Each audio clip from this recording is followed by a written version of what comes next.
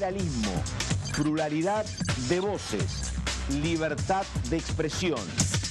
TTV es todo lo que un país en democracia tiene que ser. TTV es tu voz en el Congreso. Este 2023 seguí eligiéndonos. TTV, el periodismo en el Congreso.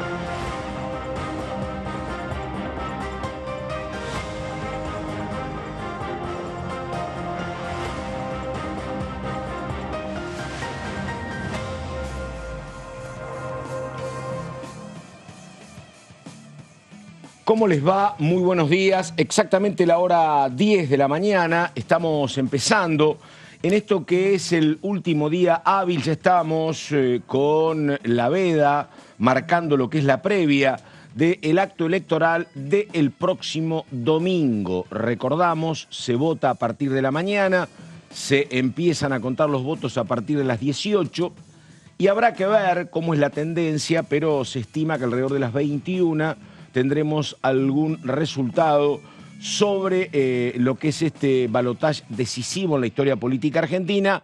Ayer, cierre de campañas con el candidato del oficialismo, acá en un lugar, la verdad, no usual para un candidato peronista como es la Capital Federal y el colegio, el comercial Carlos Pellegrini. Fue el lugar elegido por Sergio Massa para el cierre, mucho vínculo con jóvenes y adolescentes y por su parte, con una decisión absolutamente entendible por lo clave que es el lugar, cierre de campaña de Javier Gerardo Milei en la provincia de Córdoba.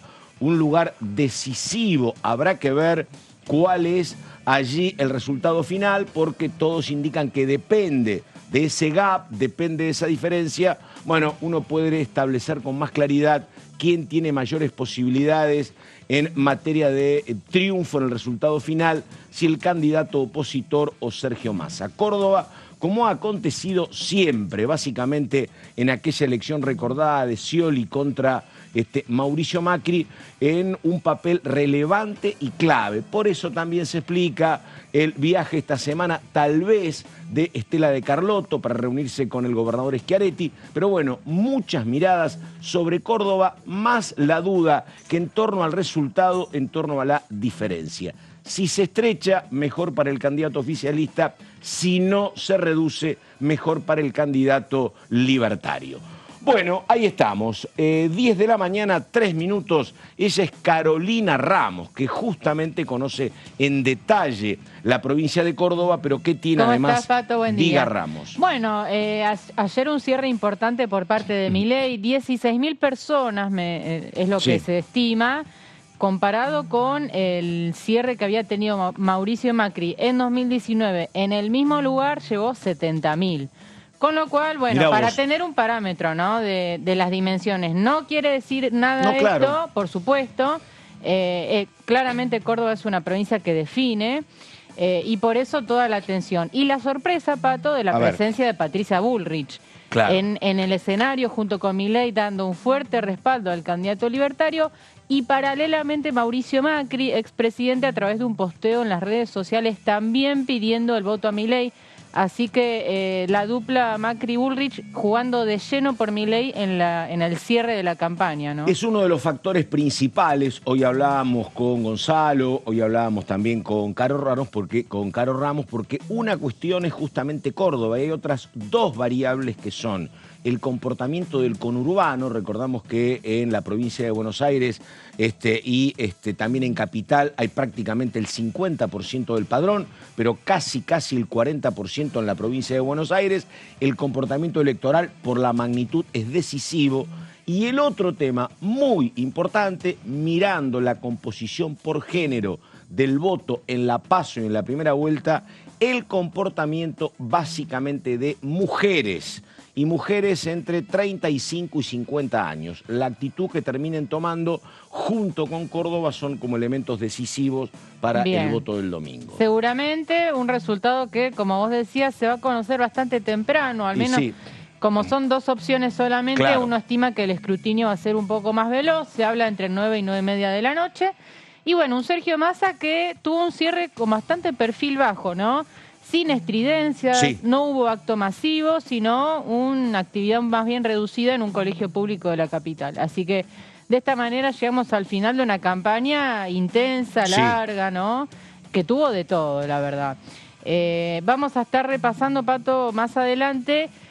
la Asamblea Legislativa que se viene, porque una vez que se conozca el nuevo presidente de la Nación, es el Congreso el que tiene que ratificar y proclamar a la fórmula electa, con lo cual vamos a tener actividad también en los próximos días acá en Diputados. Porque recordamos, hay un escrutinio provisorio el domingo, es el que nosotros, a través del cual nos informamos, pero todo eso después hay un recuento definitivo que es aquí, en Pasos Perdidos y en otros escenarios del Congreso de la Nación, bajo la mirada de la Cámara Nacional Electoral, que es la que te da el resultado definitivo, efectivamente. Pero bueno, es muy común y hasta como muy interesante ver el cúmulo de millones de votos contados acá o repasados prolijamente en Pasos Perdidos.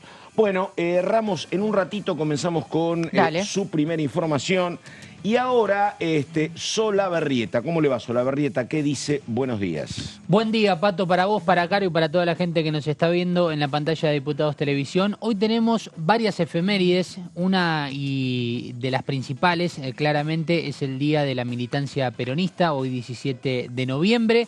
También el Día del Cáncer de Pulmón, lógicamente, para todo lo que es el significado y la prevención, sobre todo del consumo de tabaco, pero además también hoy es el Día del Escultor, de la Escultora y de las Artes Plásticas, esto en referencia al natalicio de Lola Mora, una artista que más allá de todo lo que ha hecho, bueno, lo podemos ver observado en Las Nereidas, esta obra extraordinaria en la costanera sur de la Ciudad Autónoma de Buenos Aires, que nació en 1866, también tuvo una representatividad muy grande en el género femenino, así que en un ratito te voy a estar contando, Pato. Bueno, y yo no sabía que había tanta conmemoración un 17 de noviembre, porque también es el día, estaba viendo hace un rato, de aquellas criaturas, nenas y nenes, que la tienen que pelear duro en el momento de nacer en salas de neonatología, porque la verdad que es como una lucha intensísima por la vida.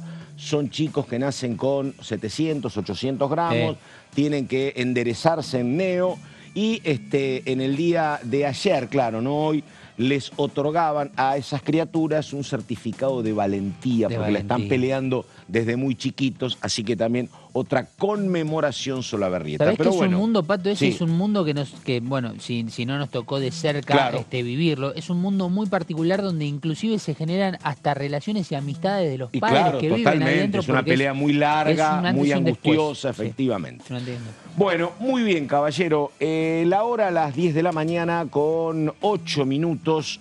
Diga, Ramos, a ver de qué nos ocupamos, por favor. Sí, Pato, porque bueno, en el medio de la campaña electoral esto avanza y hay proyectos pendientes, tanto en la Cámara de Diputados como en el Senado.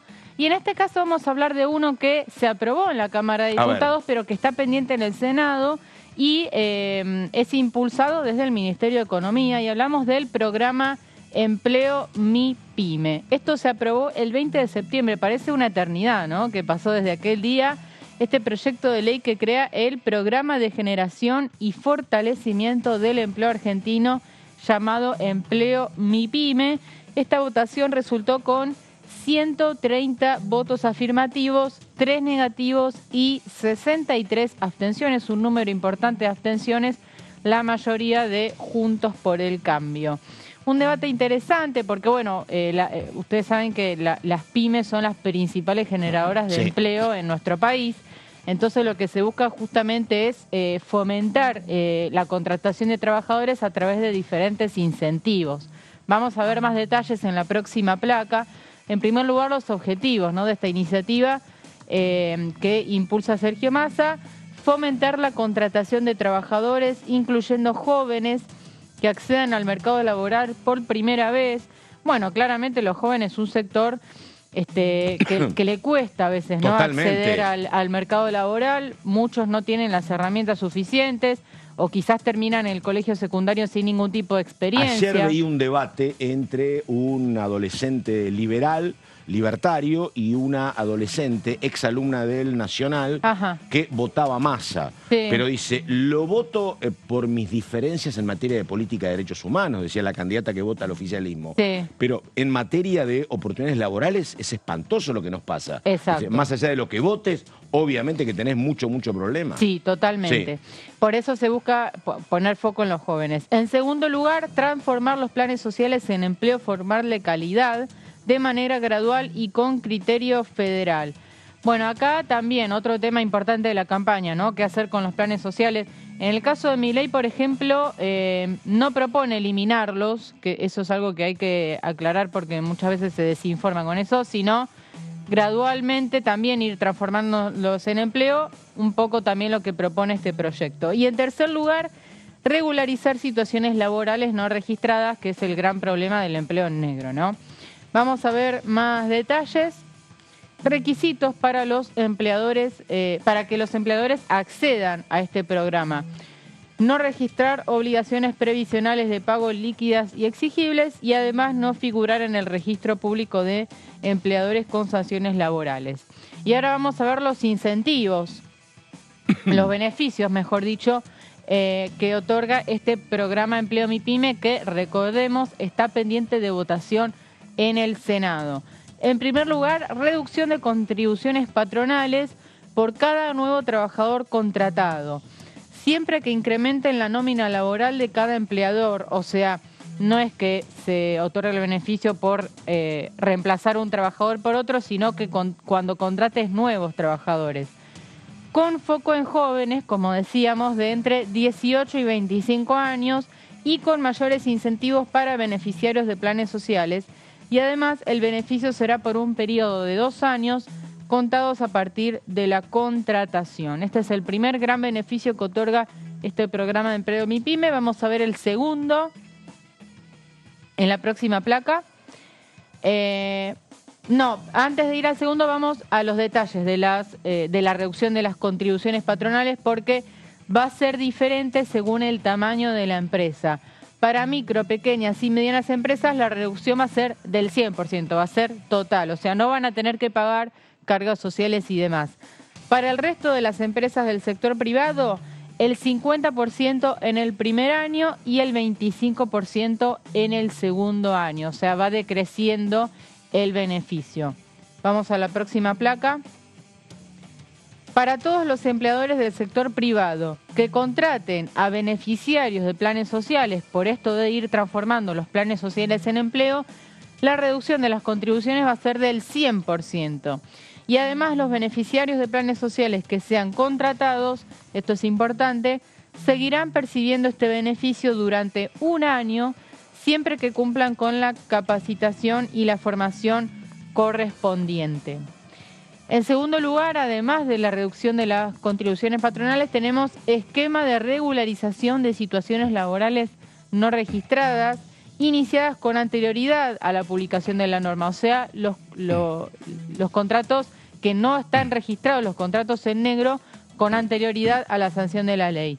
Permitirá la extinción de la acción penal, la liberación de las infracciones, multas y sanciones, la baja del REPSAL, del registro que hablamos antes, y la condonación de deudas por capital, intereses, multas y punitorios. O sea, una especie de perdón para las empresas que tienen deudas o que situaciones irregulares con sus trabajadores. Bueno, se las amnistía de alguna manera de esas cuestiones para también fomentar la regularización laboral.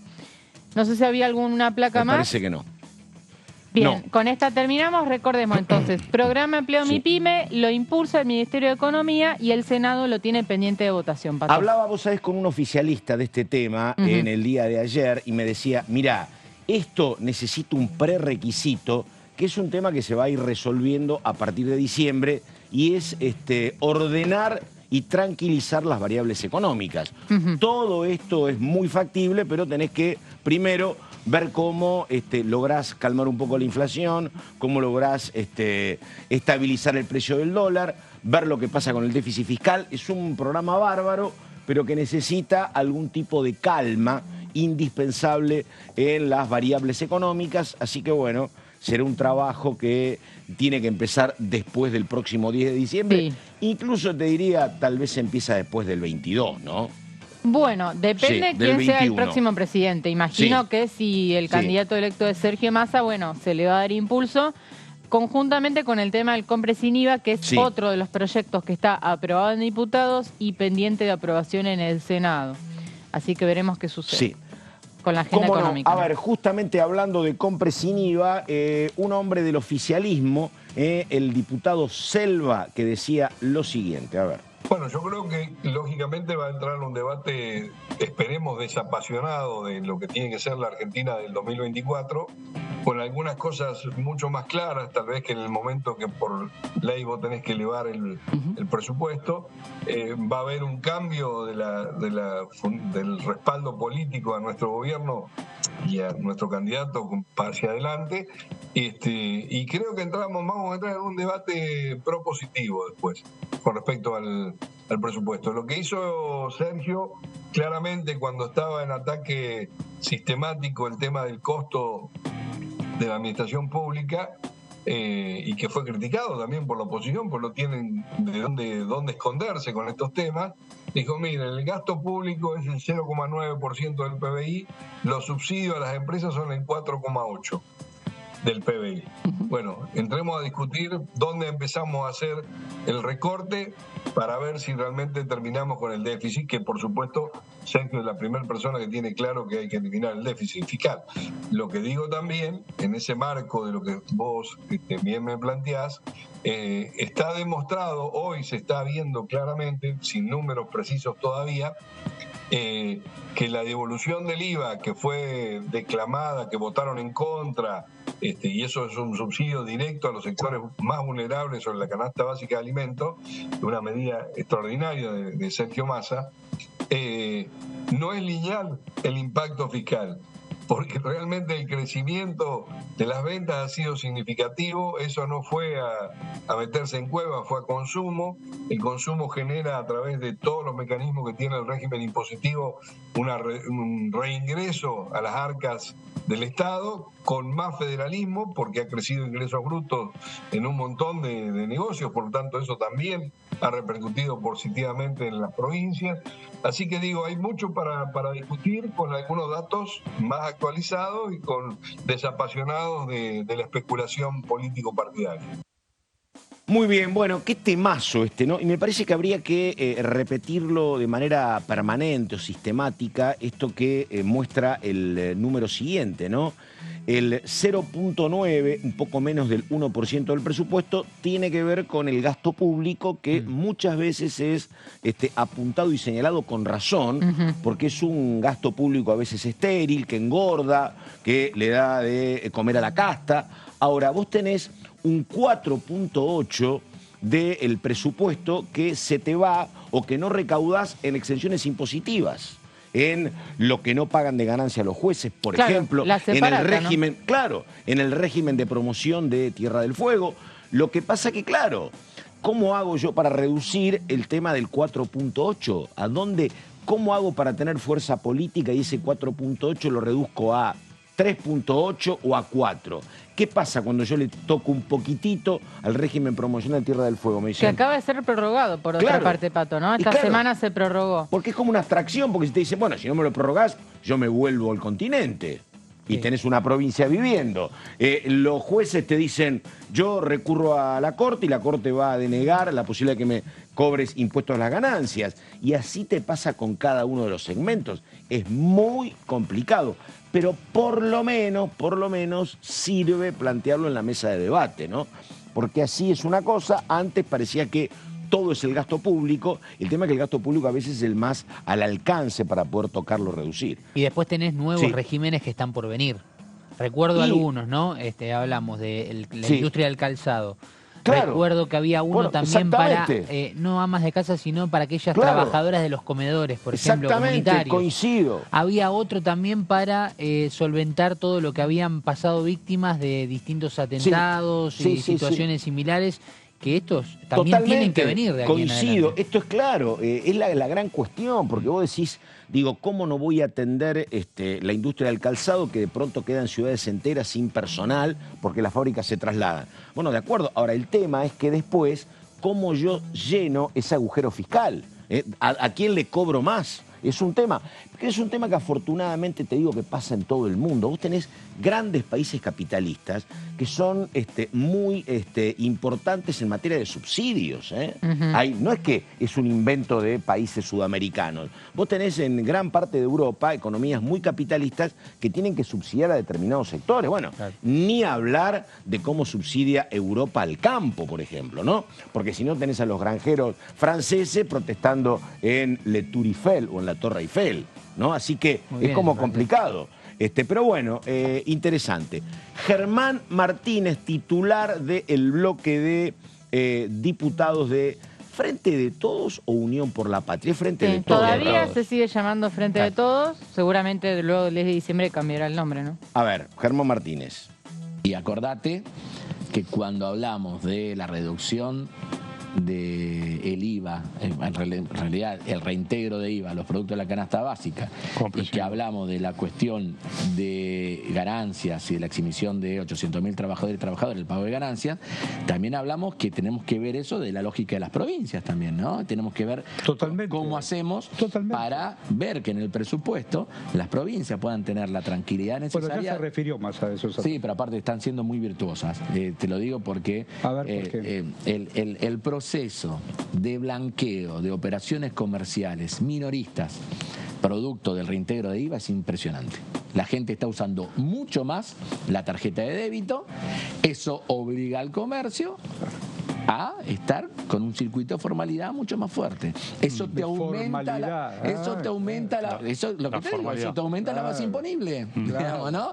Entonces, eso es efecto ya. Es muy interesante. Y lo segundo que te digo, sé que hubo algunos lugares puntuales donde hubo que probablemente haya que ordenar mucho más, pero el grueso de los trabajadores ya empezaron a sentir claramente el efecto de estar sin el pago de ganancias, ¿no?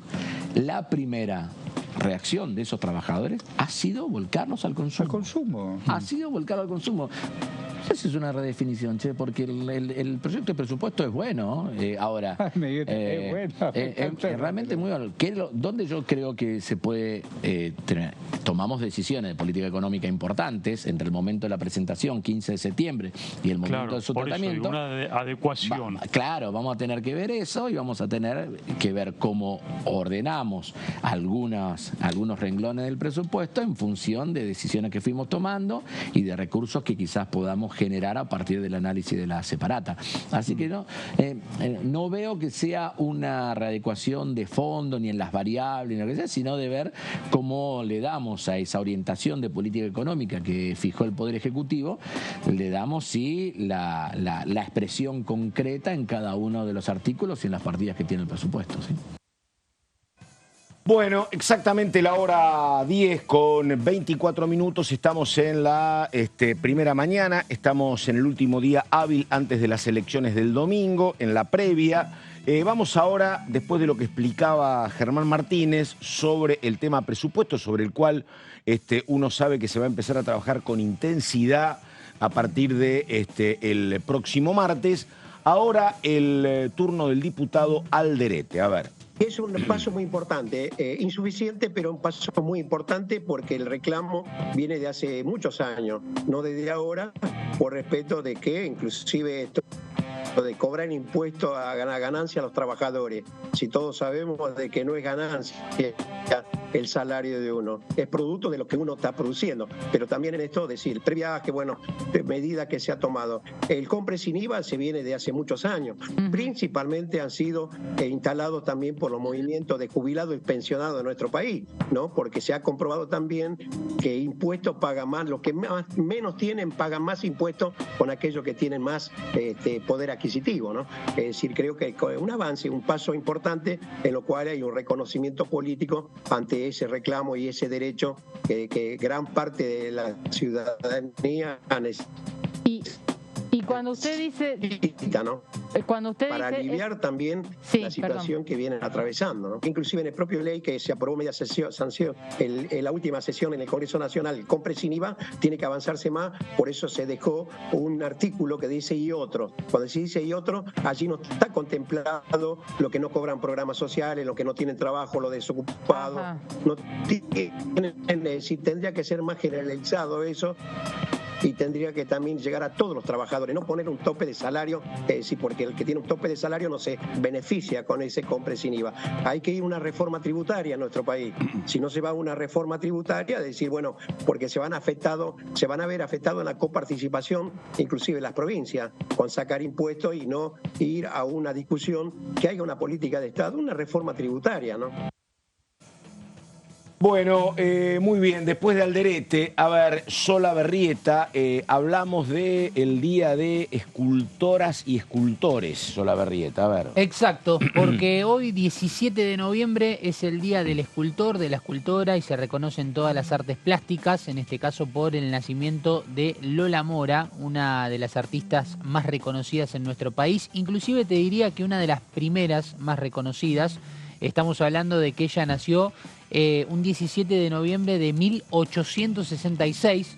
Imagínense que nos tenemos que trasladar a otras épocas. Y justamente uno de los puntos más importantes de su imagen no fue solamente su visión como artista, lo que representaba como escultora y como artista plástica, sino además con su imagen de mujer. ¿Qué pasó?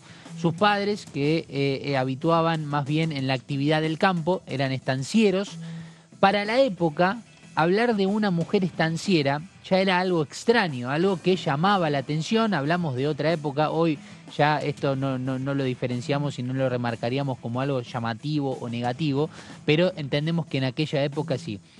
Este perfil de la madre la ayuda muchísimo a ella para representar su figura y sobre todo su libertad. Inclusive tenemos que hablar de una de sus obras más importantes, que la podemos ver lógicamente, Pato, en la Costanera Sur, Las Negredas, que representan básicamente el nacimiento de Venus, ¿no? Una de las reinas, digamos, del amor, y que fue una de sus esculturas más relevantes e importantes, y que la pueden observar aquí en la Ciudad Autónoma de Buenos Aires. Ella nace en Salta en el 66, pero es bautizada en Tucumán al año siguiente, por lo cual ella siempre se identificó como tucumana. Bueno, Tucumán va a tener un punto principal, ya que realizó la pintura de 23 representantes que fueron gobernadores desde 1853, lo cual le permite a ella tener un reconocimiento mucho más grande.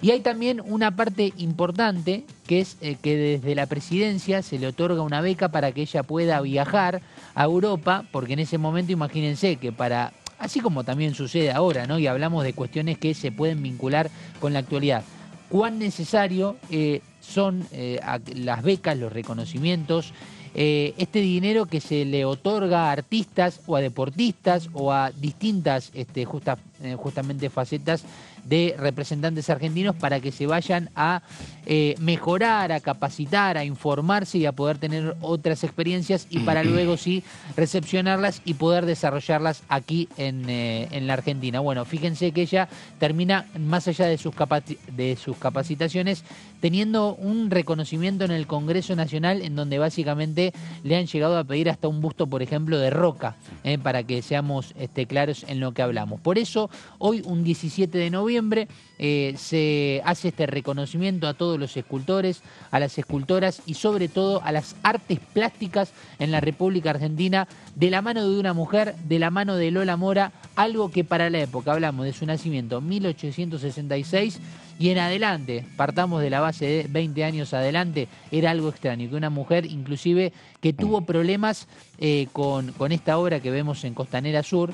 ¿Por qué? Porque representa, como veíamos recién en imágenes, la figura de un ser humano desnudo, básicamente, lo cual para la época tuvo mucho rechazo desde sectores de la iglesia, a inclusive de algunos referentes políticos de la época. Por eso tuvo que luchar muchísimo por sus esculturas y además también, lógicamente, por su vestimenta, algo que parecía extraño, ¿no? La mujer se la veía mucho más visualmente con un perfil más prolijo, más bonito, y ella tal vez representaba la libertad en sus esculturas, pero también en su manera de vestir. Por eso hacen hoy este reconocimiento, 17 de noviembre, el Día Nacional del Escultor, la escultora y de las artes plásticas, Pato. Bueno, perfecto. 10 de la mañana con 30 minutos. Ahora el turno de la diputada Carolina Jutrovich hablando de GNL. A ver, el tema GNL importa básicamente por lo siguiente, porque es parte de lo que tiene que ver con la ecuación energética. El gobierno ha celebrado la finalización del gasoducto Néstor Kirchner, que, te dicen los expertos, modifica la cuestión energética. A partir del gasoducto vos vas a podés ahora exportar más de lo que importás. Antes era al revés, entonces aquellos 5.000, 6.000, 7.000 millones que vos tenías que gastar del Estado importando combustible, ahora eso se invierte y significan ingresos para el Tesoro Nacional. Esa es una cuestión, es el gasoducto, que te llegue el gasoducto y lo vas a transportar, por ejemplo, a países limítrofes, como puede ser el caso de Chile, o como se apunta a transportarlo hasta Brasil. Eso es gas. Ahora, tenés la cuestión de la otra opción, que es exportar a través de los barcos metaneros. ¿Viste los barcos que recibíamos nosotros cuando había escasez de gas, que se atracaban allá por la zona de Bahía Blanca? Bueno, que era GNL que nos estaba llegando básicamente de el Golfo Pérsico o de Europa. Ahora la producción de GNL aporta a eso, a que vos transformes el gas en estado gaseoso en GNL, los metas en barcos y exportes rumbo a Europa, una Europa que sigue muy complicada en materia de suministro de gas, porque la guerra entre Ucrania y Rusia no termina y además todo se agrava por el conflicto en Medio Oriente entre palestinos e israelíes. Por eso se estima que en el mercado del mundo la demanda de GNL va a ser muy intensa. Para eso tenés que transformar el gas en estado gaseoso en GNL, y eso lo tenés que hacer con una planta para la cual se requieren inversiones muy, muy importantes. De estas cuestiones habla y dice lo siguiente Carolina Jutrovich. A ver.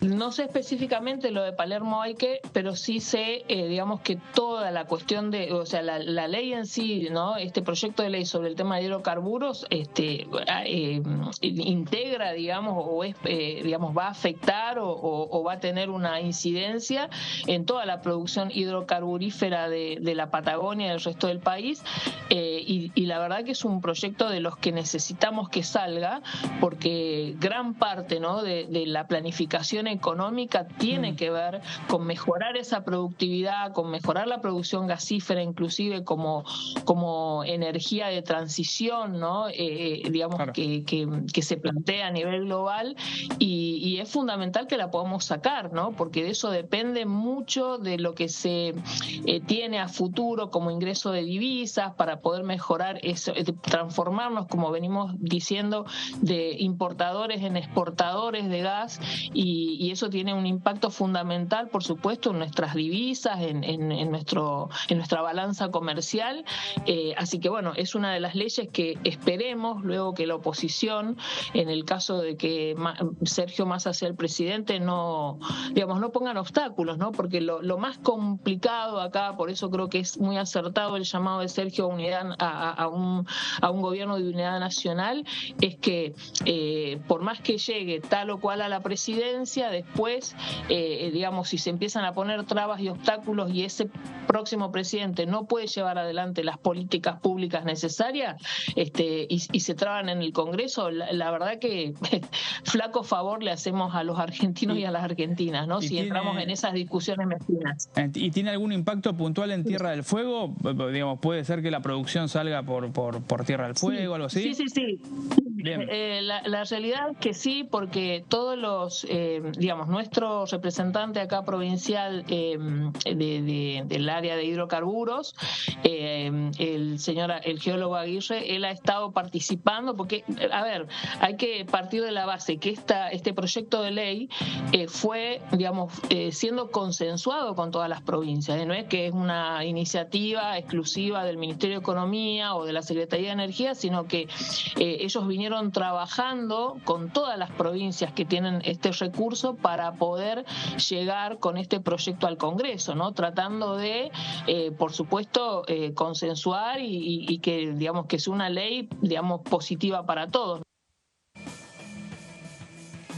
Bueno, después de la diputada Yutrovic, que me parece que como cuando hablábamos con Caro del proyecto MIPYME, el tema de hidrocarburos, bueno, también me parece que tendrá una respuesta concreta, contundente, por sí o por no, a partir de que, bueno, se clarifique el escenario político y se clarifique el escenario económico. De hecho, digamos que, la verdad, ya en la jornada de ayer estaban sonando un par de apellidos como futuros titulares de economía, ¿no? Así que, bueno, me parece que ese ordenamiento va a tener que ser clave para decir, mira, avancemos con la hidrocarburos, avancemos con el tema de MIPYME. Digo, primero ordenemos las variables más sensibles y después que avance lo otro con el poder fortalecido, unificado a partir del resultado, ¿no? Sí, te agrego, Pato, que mientras tanto el ministro Sergio Massa, bueno, esta última semana afianzó relaciones con gobernadores patagónicos que van a ser clave para el avance de este tipo de proyectos.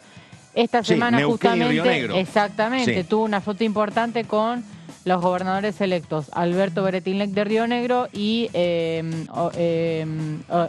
Rolando, se me ha ido el nombre, Rolando Figueroa, perdón, de la provincia de Neuquén. Con los dos tuvo una foto importante y, bueno, hablando de dos extrapartidarios, es importante ese tipo de alianzas para el avance de estas leyes que le importan a las provincias patagónicas, ¿no? Bueno, y ahora un tema que tiene que ver con otra cuestión, lo habíamos hablado con Caro justamente, el tema de cuándo se aplica la cesárea como opción médica en un momento de algún alumbramiento. Para que no haya abusos, es una vieja pelea de parte de los médicos que se utilice cuando corresponda, en su medida y armoniosamente. Bueno, compacto sobre el tema cesáreas, por favor. El nacimiento desde hace mucho tiempo ha pasado de ser un acto natural y doméstico para convertirse en un acto médico e institucional. Y en esa tecnologización o en esa mejora de cuidados en relación al nacimiento, la cesárea fue ganando seguridad y ha hecho que muchas vidas de mujeres, personas gestantes y sus bebés pudieran salvarse. Tanto se mejoró su técnica que se convirtió en una cirugía muy realizada y es la cirugía mayor más realizada en el mundo.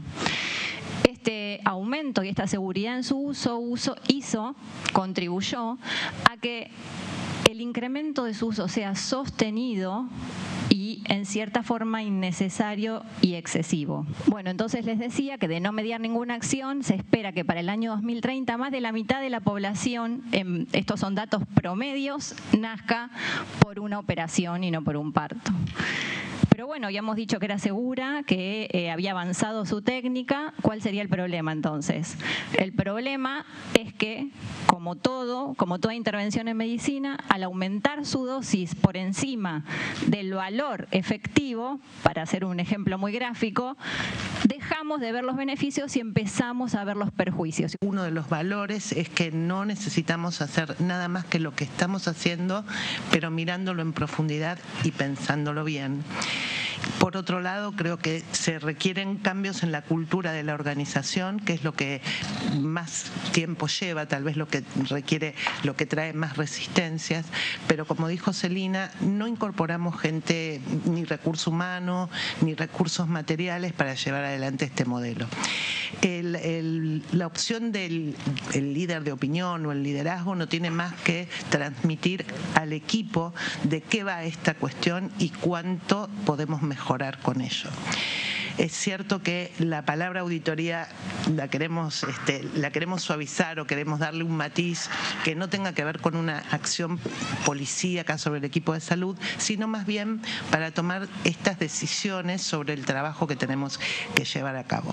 En nuestra experiencia en el hospital, en la implementación de los flujogramas para los trabajos más frecuentes que conducen a una cesárea, tampoco fue muy difícil, porque justamente lo que hicimos fue transversalizarlo y permitir que cada integrante del equipo del hospital pueda estudiarlos, leerlos y debatirlos y discutir y poner sobre la mesa sus propias limitaciones. Entonces pudimos tomar las medidas adecuadas para que en cada lugar se pudiera trabajar apropiadamente.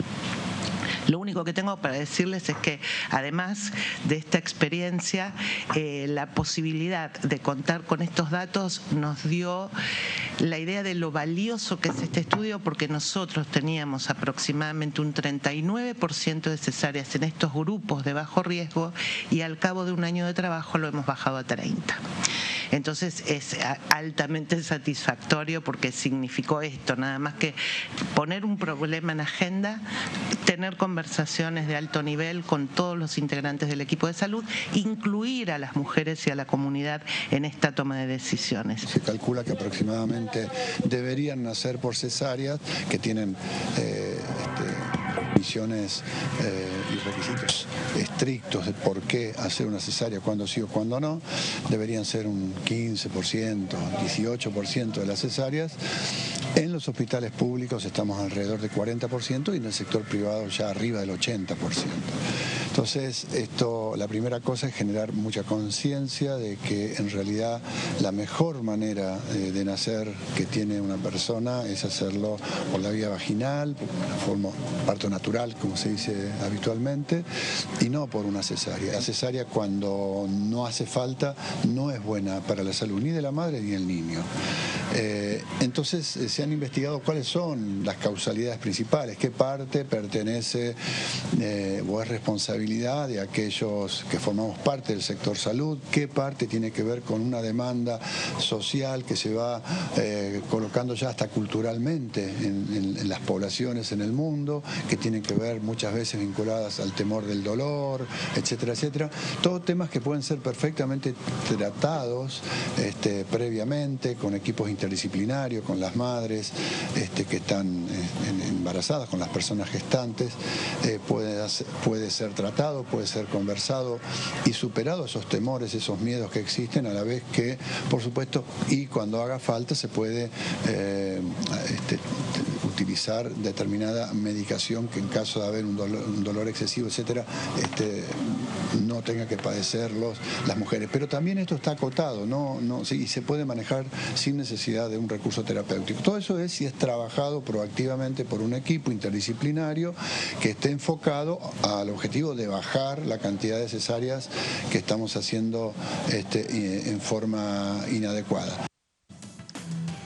Estaba escuchando con muchísima atención, la verdad, porque esto de la cesárea está íntimamente vinculado a otros proyectos en torno a partos humanizados, porque me parece que es el momento donde hay a veces mayor distancia entre tus necesidades, que en el parto te sentís absolutamente vulnerable, con temores, una enorme ansiedad, ni te cuento si sos parturienta o sos padre por primera vez, todo esto se te multiplica por 10 o por 15 o por 20. Y ahí la verdad que empatizar con el servicio médico puede haber sanísimas excepciones, pero siempre cuesta un poco de trabajo porque para ellos casi naturalmente es un parto más, una cesárea más. y vos estás ante un momento trascendente, fundamental de tu vida. Entonces, a veces se logra la conexión, pero no siempre. Hay muchísimos casos y denuncias, por eso se ha hablado tanto, reclamando el parto humanizado, exigiendo para la mujer parturienta, que a veces está en muchísima soledad, un trato con cuidado, con sensibilidad, como corresponde, cosas que, repito, muchas veces no pasan. Y parte de esto, que cuesta creerlo, la verdad, que no pase, ¿no? Yo tengo mis dudas de que una ley lo pueda cambiar. ¿Sos médico o sos médica? Digo, hay que dar por hecho que estás atendiendo con toda tu capacidad, tu responsabilidad y hasta tu amor posible por el paciente. Si no, dedicate a otra cosa. No sé si puede haber algún apercibimiento que te diga, tenés que ser más empático. O te surge o no te surge. Y si no te surge, a lo mejor sería mejor que te dediques a otra cosa. Pero hay mucha despersonalización, en muchos casos. Sea que sea, hay, por ejemplo, y por supuesto, santos, gente dedicada, que da su vida, que empatiza con vos. Pero hay muchos de los otros casos también, muchos. Más allá de que sea público, privado o que corresponda a la atención médica de algún gremio. Y los números lo están mostrando.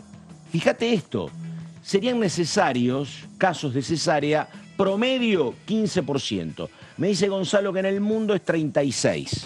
Y acá tenés 40 en el sector público y 80 en el privado. Y porque, claro, yo te digo, hablo desde mi experiencia ingresando a partos en 3 oportunidades. El primero dura mucho.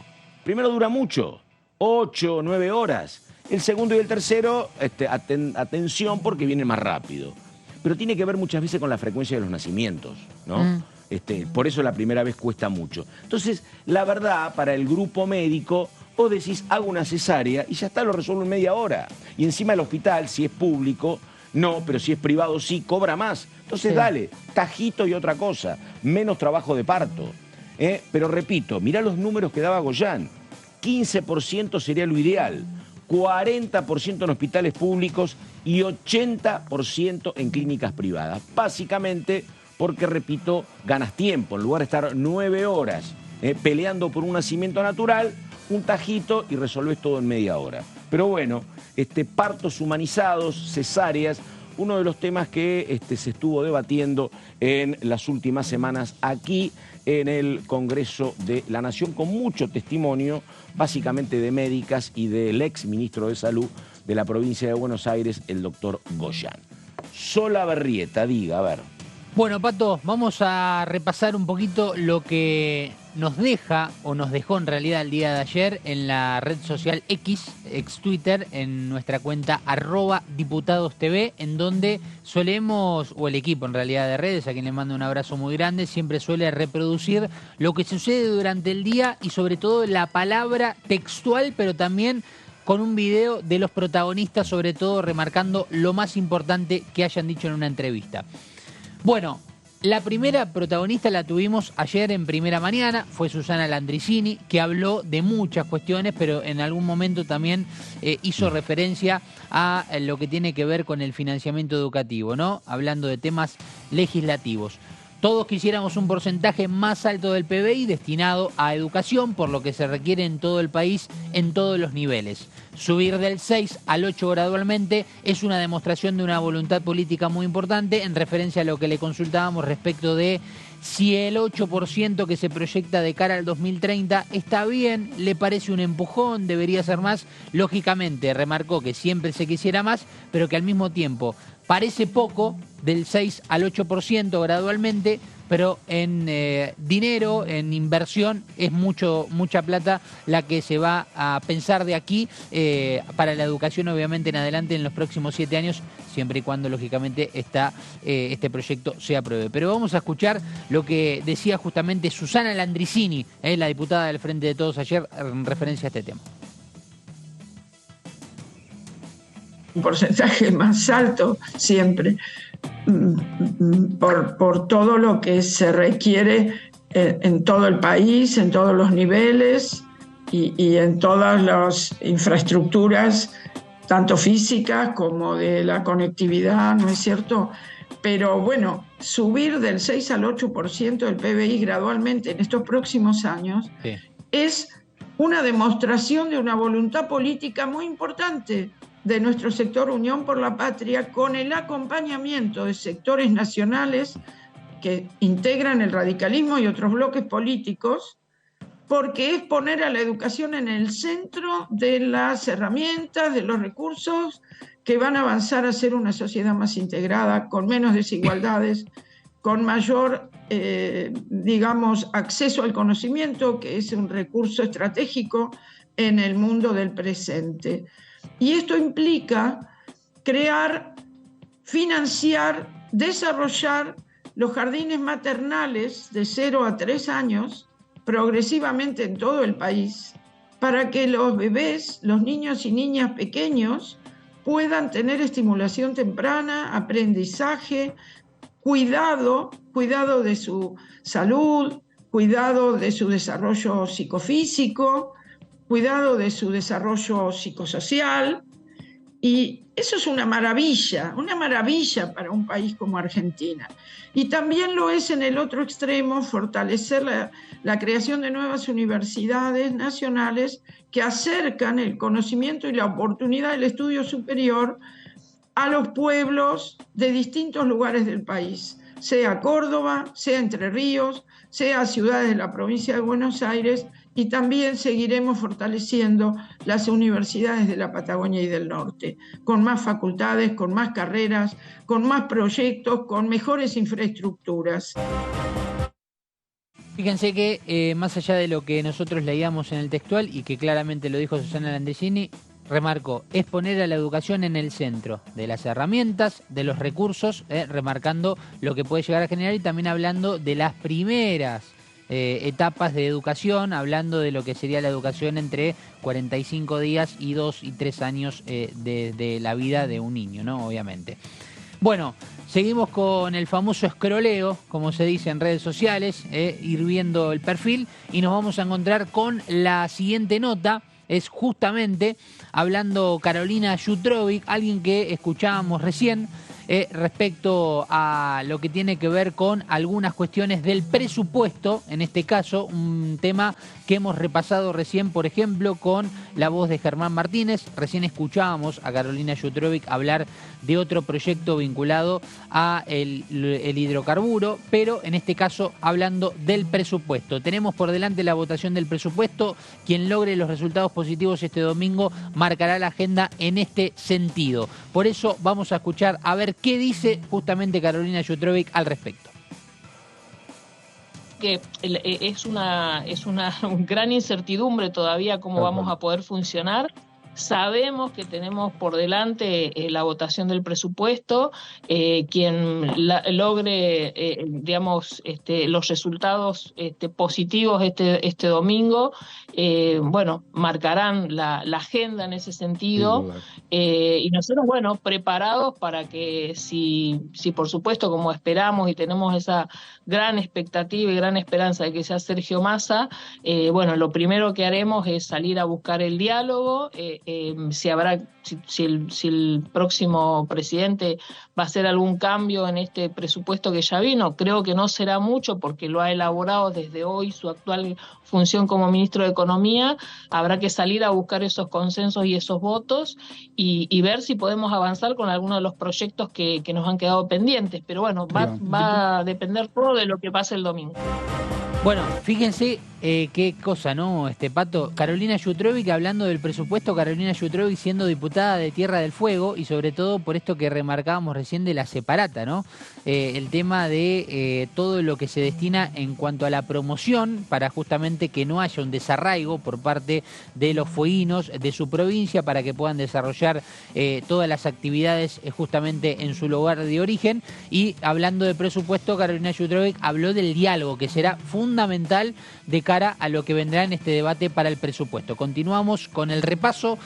Ahí está la apertura justamente de Melina Fleiderman en su programa Segunda Edición. Seguimos más hacia arriba, que tenemos justamente la posibilidad más arriba. Ahí estamos. Esta es la presentación justamente de Segunda Edición.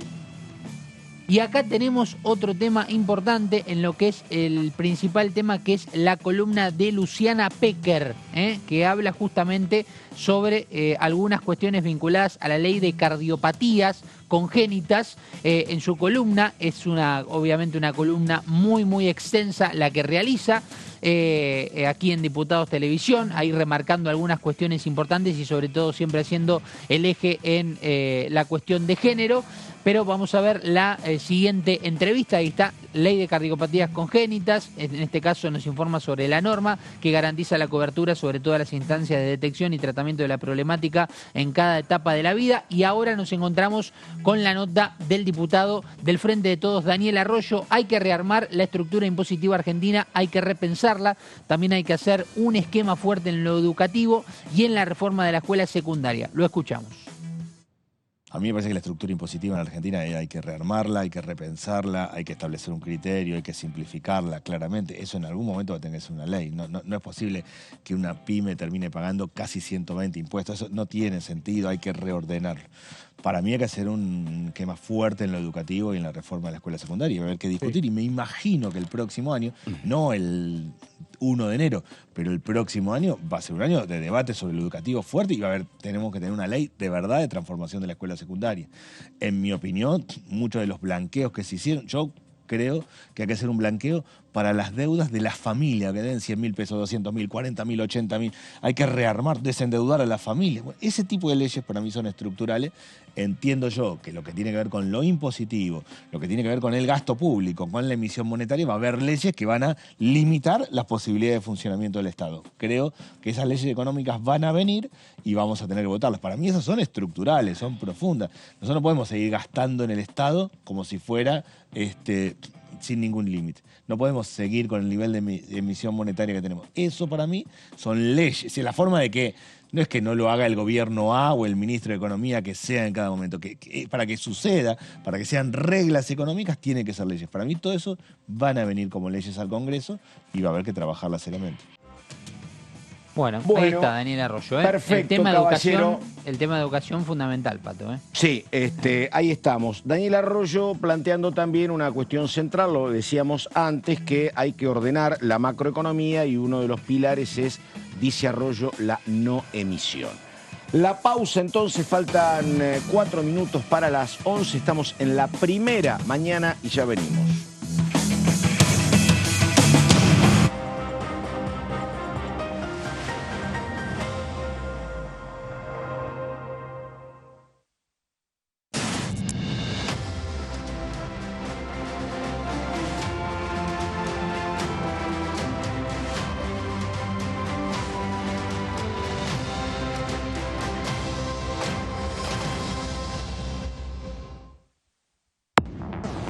Aquí estamos y recién nos encontrás, estamos en Diputado TV.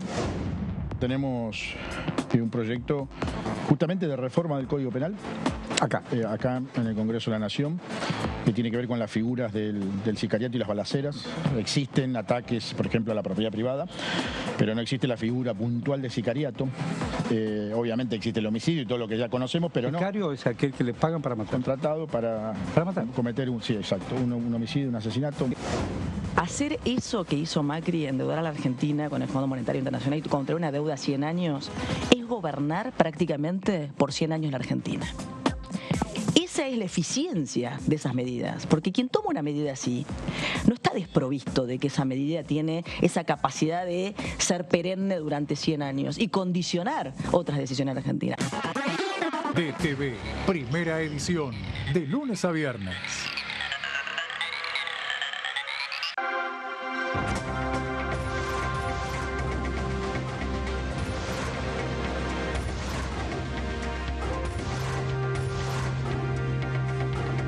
Ellos son tu voz en la primera edición. DTV, el periodismo en el Congreso.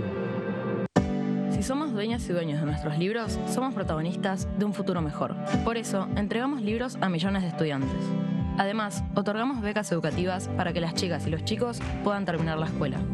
Realizamos obras en universidades, fortaleciendo el sistema universitario nacional. Y este año, otorgamos y renovamos becas Manuel Belgrano, en carreras estratégicas para el desarrollo productivo del país. Con más educación, construimos un futuro mejor. La educación nuestra bandera. Ministerio de Educación. Argentina Presidencia.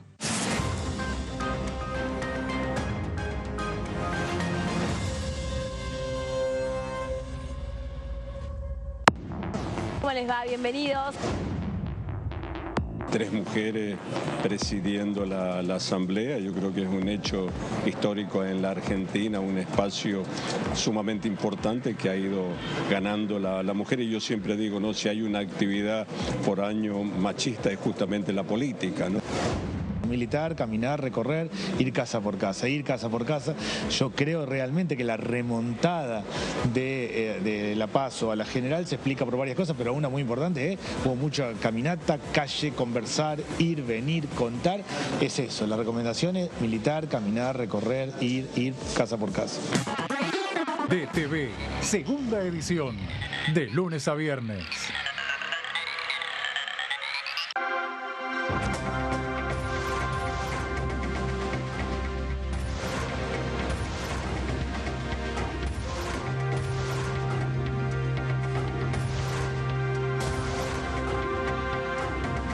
Ellos son tu voz en la segunda edición. DTV, el periodismo en el Congreso. Ay, dale, escuchame. Mirá lo que tengo para mostrarte. Así vas a estar en 10 años. ¿Cómo te ves? Mirá, me veo bastante fachero, tranquilo y sobre todo jubilado. Ah, ¿te vas a jubilar? Sí, ya me estoy encargando de eso. Qué bueno. Bueno, dale, prendí. Si te faltan hasta 10 años para cumplir la edad para jubilarte y adeudás aportes, ahora los podés regularizar con el nuevo plan de pago de deuda previsional. Tu esfuerzo cuenta. ANSES, Argentina Presidencia. ¿Cómo le va? Esto es el análisis por aquí por DTV. Recuperar para Juntos por el Cambio, para Juntos por Entre Ríos, en el caso nuestro, que así se llamaba nuestra coalición, porque tenía otros partidos adentro. La ciudad de Concordia, por ejemplo, ¿no? que nunca tuvo otro gobierno que no sea justicialista, tiene un significado y un sabor muy especial. Nos instó a seguir con la humildad militante y a practicarla a las 24 horas del día, porque esto continúa y hoy más que nunca necesitamos eso para poder ganar este balotaje, ¿no? DTV, el análisis, de lunes a viernes.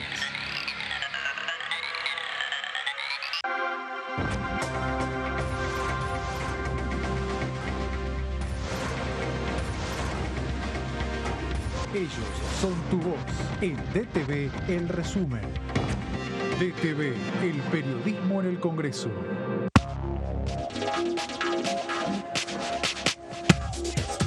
DTV es información, es diálogo, es análisis. DTV es federalismo, libertad de expresión, pluralidad de voces. DTV es todo lo que un país en democracia tiene que ser. DTV es tu voz en el Congreso. Este 2023, seguí eligiéndonos. DTV, el periodismo en el Congreso. Lanzamos líneas de crédito para trabajadores de hasta 400.000 pesos a devolver en 24, 36 o 48 cuotas. Y detrás de ese dato, más argentinos pueden progresar. Hola, ¿cómo va? Aquí estamos. Yo me crié en Neuquén, hice mi colegio primario y secundario y me vine a estudiar a Buenos Aires a los 18 años. Y yo creo que esa infancia y esa juventud o adolescencia es fundamental en nosotros para toda la vida, ¿no? Conservo mis agendas del año 77, 78, 79 y hay muchos amigos y compañeros de esa época que no están. Ese es el compromiso que uno asume generacionalmente para que nunca más. DTV Entrevistas, viernes 23 horas.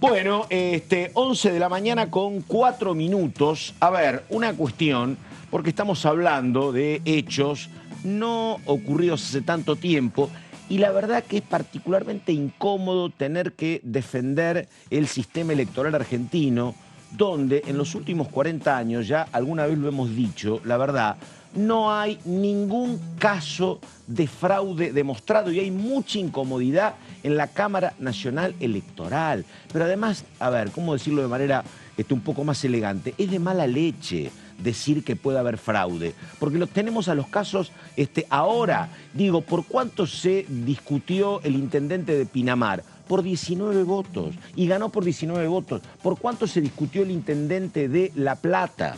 Y además tenemos toda la historia. Todos los presidentes argentinos le entregaron el poder a algún adversario, salvo, si no me equivoco, en estos 40 años, alguna vez Néstor Kirchner para con Cristina Kirchner. Pero Alfonsín le entregó el poder a Carlos Saúl Menem. Menem le entregó el poder a Fernando de la Rúa.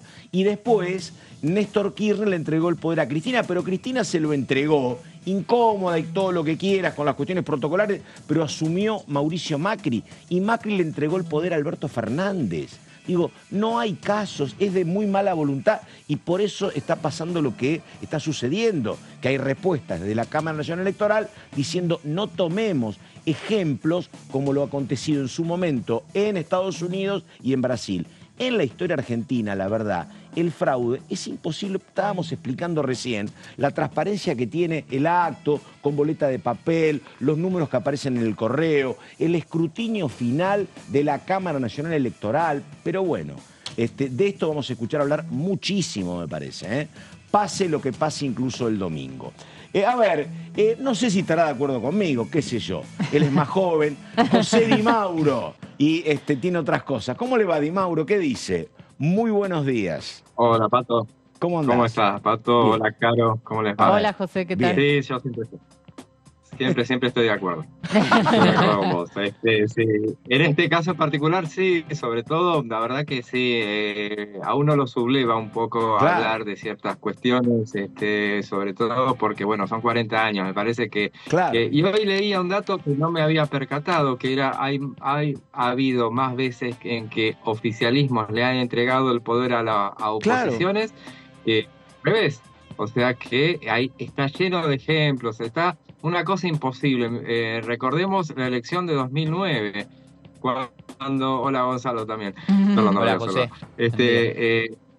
Ahí en el año 2009, cuando nada menos, ¿quién podía imaginar que una lista encabezada por Néstor Kirchner iba a perder? Néstor Kirchner, Daniel Scioli y Sergio Massa perdieron contra De Narváez, efectivamente. Sí, Nacha Guevara también. Pero la verdad que... Así que bueno, no, la verdad es que bueno, el fraude, está bien que hay un detalle fundamental. Tenés que tener fiscales en todas las mesas. Claro. Si tenés fiscales en todas las mesas, no, es imposible que te hagan algo. Si a menos que el fiscal comparta, o sea, participe de una trapisonda. Claro. No es lo que en general sucede, y bueno, uno no entiende un poco, hay muchas posibilidades que puedan justificar esta actitud, puede tener que ver con, bueno, abrir un poco el paraguas para lo que pueda llegar a pasar, también generar un clima, alentar pensar que así se alienta a la gente a participar en las elecciones del domingo. La verdad que generar una épica también, muchas interpretaciones, pero en general no se hace eso. Coincido. Así que me parece. En términos futbolísticos, viste que cuando perdés, generalmente le echás la culpa al árbitro, ¿no? Y acá te toca perder y decís siempre el tema es que hubo fraude o la culpa del sistema electoral, pero bueno. Qué sé yo. Sí, pero bueno.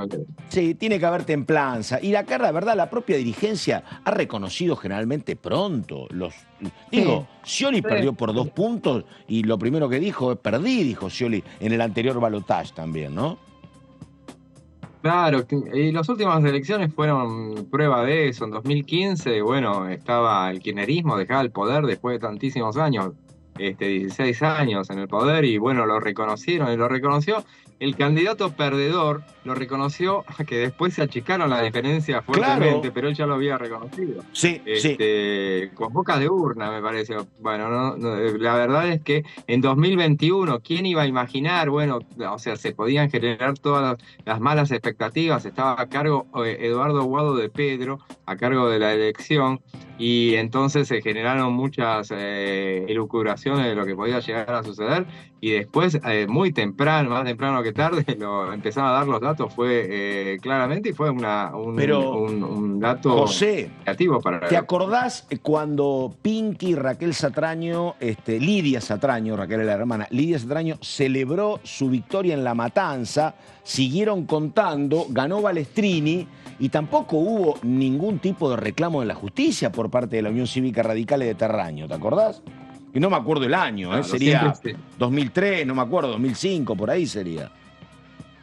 Siempre se generan habladurías después de eso, pero insisto, mientras esté el fiscal, si no, bueno, te pueden pasar cosas con este tipo de sistema, con la boleta única también te lo hacen. Claro. Si no tenés el fiscal, no hay boleta única que alcance realmente. Y en ese caso siempre se dijo, bueno, la gente de Pinky se fue a dormir festejando, o se fue a festejar y después siguió el conteo. Sí. También Luis Juez dice que le hicieron También eso en la Córdoba. elección cordobesa. Sí.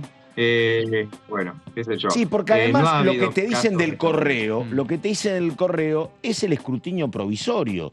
Después vienen todas las boletas acá y se vuelven a contar Sí. en pasos perdidos con el control de la Cámara Nacional Y Electoral además, también. Pato, José, en esta última elección se comprobó que la diferencia entre el escrutinio provisorio y el definitivo fue Mínima. mínima, con lo cual ya te da una pauta de la confiabilidad del escrutinio provisorio, ¿no? Y es más, si mal no recuerdo, Parece perdón, José, en las generales del 2015 tengo el recuerdo que nos fuimos a dormir con Mauricio Macri ganador y después Scioli pasó al frente, pero después tuvieron que ir al balotaje.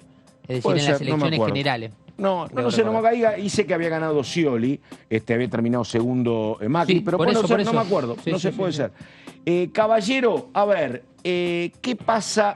No falta tanto, hay elecciones el domingo. ¿Qué pasa con la asamblea parlamentaria? ¿Qué se viene? ¿Qué se elige? ¿Qué va a Bueno, pasar? ya está. A ver.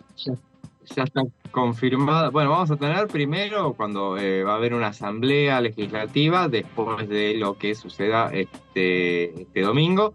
Dentro de los primeros 10 días, después de en los siguientes 10 días va a haber una asamblea legislativa solamente similar a la que hubo hace pocos días para convalidar el pase al balotaje. En ese momento se va a certificar quién ganó la elección, obviamente, una vez que esté el escrutinio definitivo. Claro. Justamente. Y después el 6, bueno, ayer conocíamos que el próximo 6 de diciembre va a haber la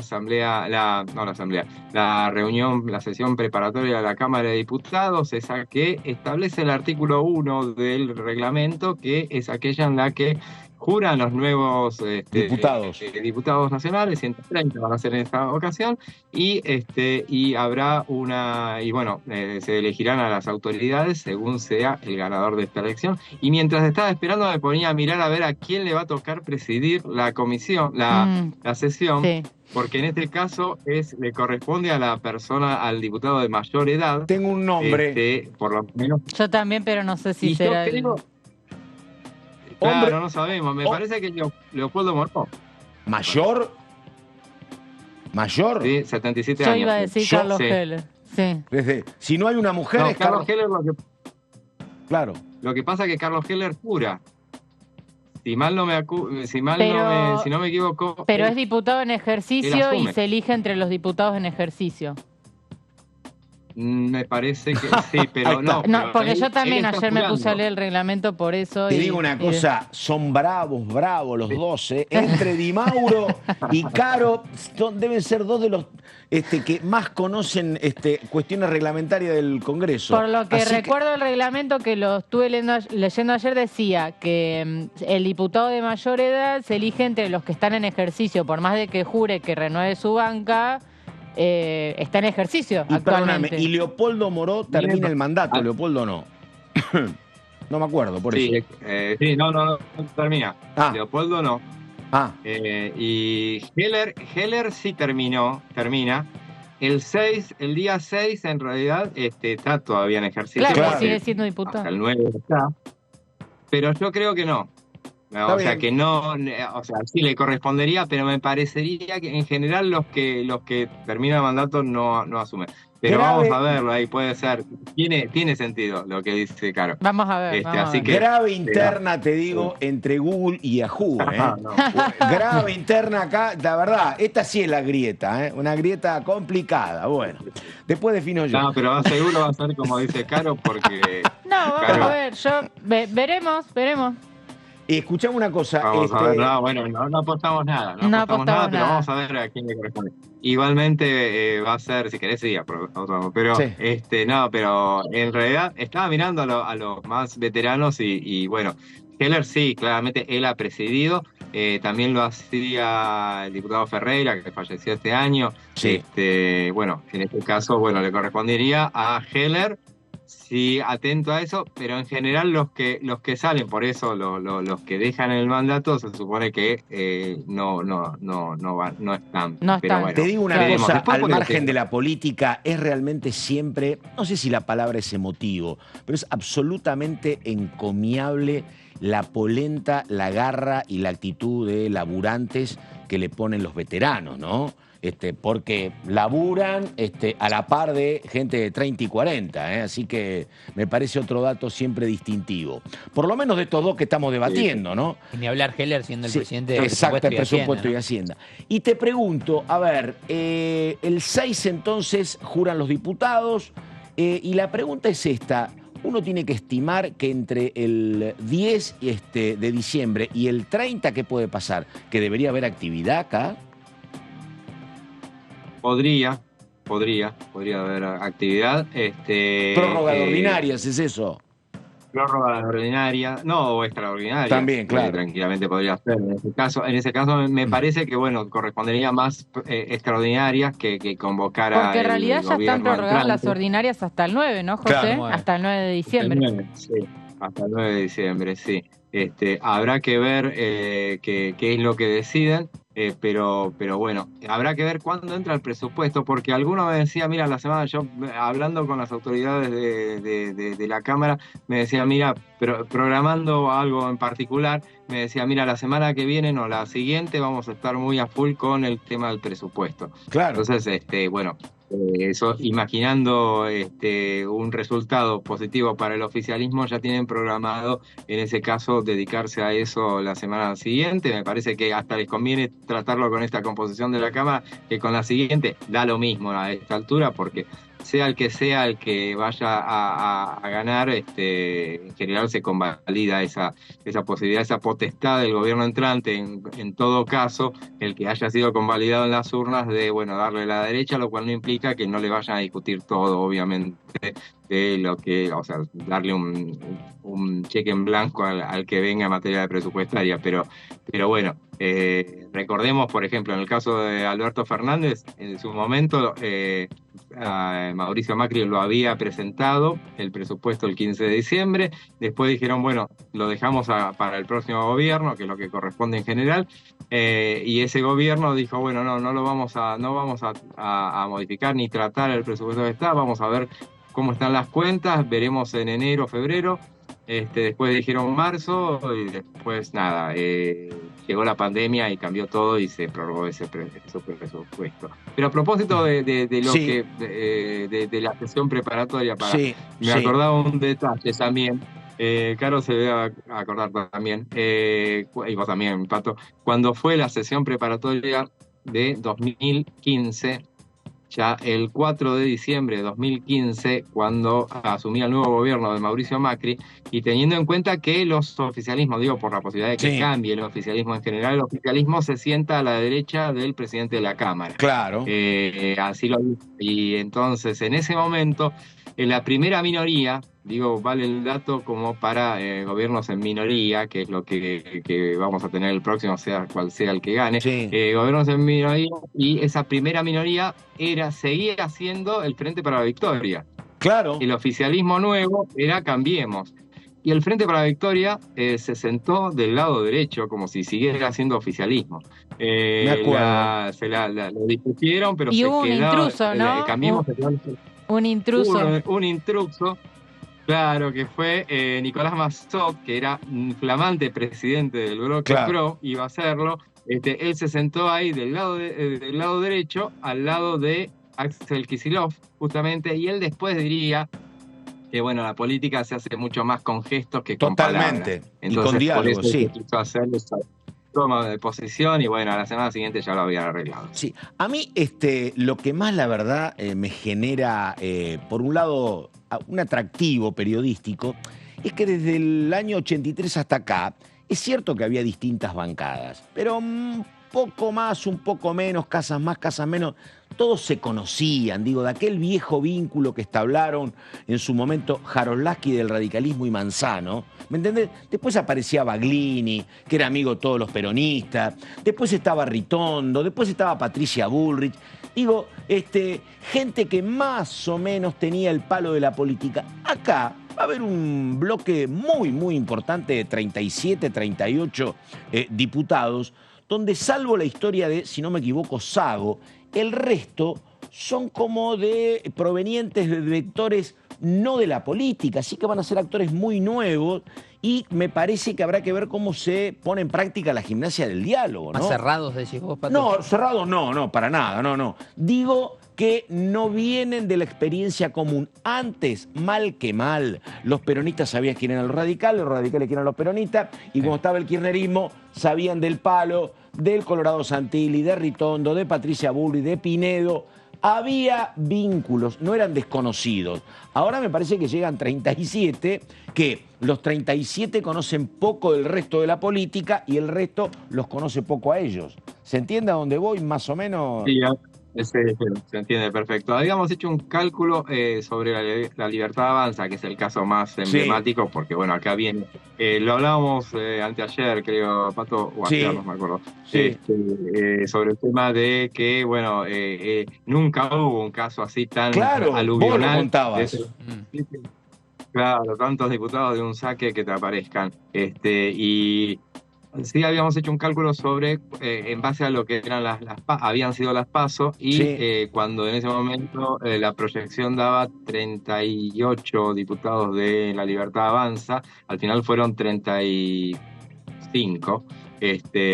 Y bueno, sobre esa cantidad nos daba que había 20 que eran nuevitos, y 18 que ya venían de la política. Claro. Que son concejales, que son diputados provinciales, que tienen una experiencia. O sea, no es todo no casta en ese espacio. Pero bueno, más de la mitad van a ser nuevitos. Hay mucho emprendedor, mucho productor, mucho con no militancia, y eso me parece que va a llevar su tiempo. A mí me parece que en ese tema, a nivel legislativo, es una cuestión a eso que me refería yo, ¿no? bastante. Antes llegaba un diputado radical de La Rioja, vos le preguntabas al peronista quién era y obviamente lo conocía, y ni hablar en la provincia de Buenos Aires, pero era una cuestión como más accesible. Ahora, como decís vos, hay mucho diputado y diputada que tienen otro origen, ¿no? Entonces, bueno, nada, tal vez como todas las cosas te acostumbras en un mes y está funcionando todo con normalidad, ¿no? Sí, va a costar conocerle las caras también. Sí. Hay mucho nuevo, mucho Claro, nuevo. exactamente. Que también Bueno, pasó acá junto con el cambio, vienen muchos que También. realmente no son tan conocidos. ¿vota temprano o a qué hora va a la escuela de su barrio usted y Mauro? Al mediodía. Yo estoy atado a como voto con mi hija, así que la tengo que esperar que ella llegue, y entonces me pasa a buscar y vamos a votar. Así que es un momento de encuentro familiar, así que está bueno. Y así que estoy atado a los horarios de ella, pero vine antes de ella porque después se queda a comer. Ahí estamos, bueno. Ahí estamos. José Di Mauro, caballero, muchas gracias. Y bueno, hablamos el martes en todo caso con perspectivas más definidas. Gracias, José, abrazo. Chao, chao. Un saludo a todos. Chao. Igualmente.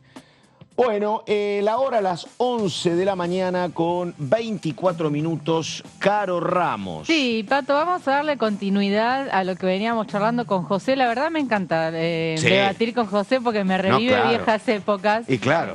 Fuimos... Trabajamos, parlamentario, juntos, 10 años. 10 años, ¿viste? Así que hemos tenido varias de estas charlas, pero bueno, me gusta porque es lo que se viene acá en Diputados y en el Congreso en su conjunto, ¿no? Una nueva Asamblea Legislativa y la jura de diputados electos son pasos formales que hay que dar de cara a la nueva conformación del Congreso, que ya se conoció, recordemos, con las elecciones de octubre. Ya se eligieron diputados y senadores nacionales, con lo cual ya sabemos cómo van a quedar conformadas las dos cámaras, con el dato saliente de que ninguno de los presidentes que pueda ser electo el domingo, ya sea Massa o Milei, ninguno de ellos va a tener mayoría propia en ninguna de las dos cámaras, así que eso representa todo un desafío para ambos. Bueno, vamos a lo primero que tiene que ver con la Asamblea Legislativa. Hace poquito tuvimos una Asamblea Legislativa donde se proclamaron a las dos fórmulas que van a competir este domingo en el balotaje, las de Sergio Massa, Agustín Rossi por un lado y la de Javier Milei, Victoria Villarruel por el otro lado. Ahora tiene que hacerse una nueva Asamblea Legislativa que a mí me dicen, Pato, que va a ser el 30 de noviembre. Esto no está... ¿Ah, sí? El 30 de noviembre. ¿Para qué el 30 de noviembre? Ahora lo vamos a explicar. No está citado oficialmente todavía. Extraoficialmente lo que me dicen es que va a ser el día 30. ¿Por qué? Porque después de la segunda vuelta, la Asamblea Legislativa, integrada por diputados y senadores nacionales, tiene que ratificar el escrutinio definitivo y proclamar a la fórmula presidencial electa. Y esto deberá hacerlo dentro del plazo de 15 días corridos de realizado el balotaje. Esto lo dice el artículo 120 del Código Nacional Electoral. Por eso la fecha que más o menos se está calculando es el 30 de noviembre. Una Asamblea Legislativa que sin duda va a tener todo el color político también, ¿no? Bueno, en la última oportunidad Milei estuvo sentado en su banca y Sergio Massa estuvo en uno de los palcos del recinto de diputados, así que los dos estuvieron presentes. Y en este caso, bueno, según quien gane va a ser la situación, ¿no? Si gana Sergio Massa seguramente va a estar presente. Y si gana Milei también, pero no sé si ya en su banca, claro, o como presidente electo, ¿no? Pero bueno, va a ser interesante ver esa situación.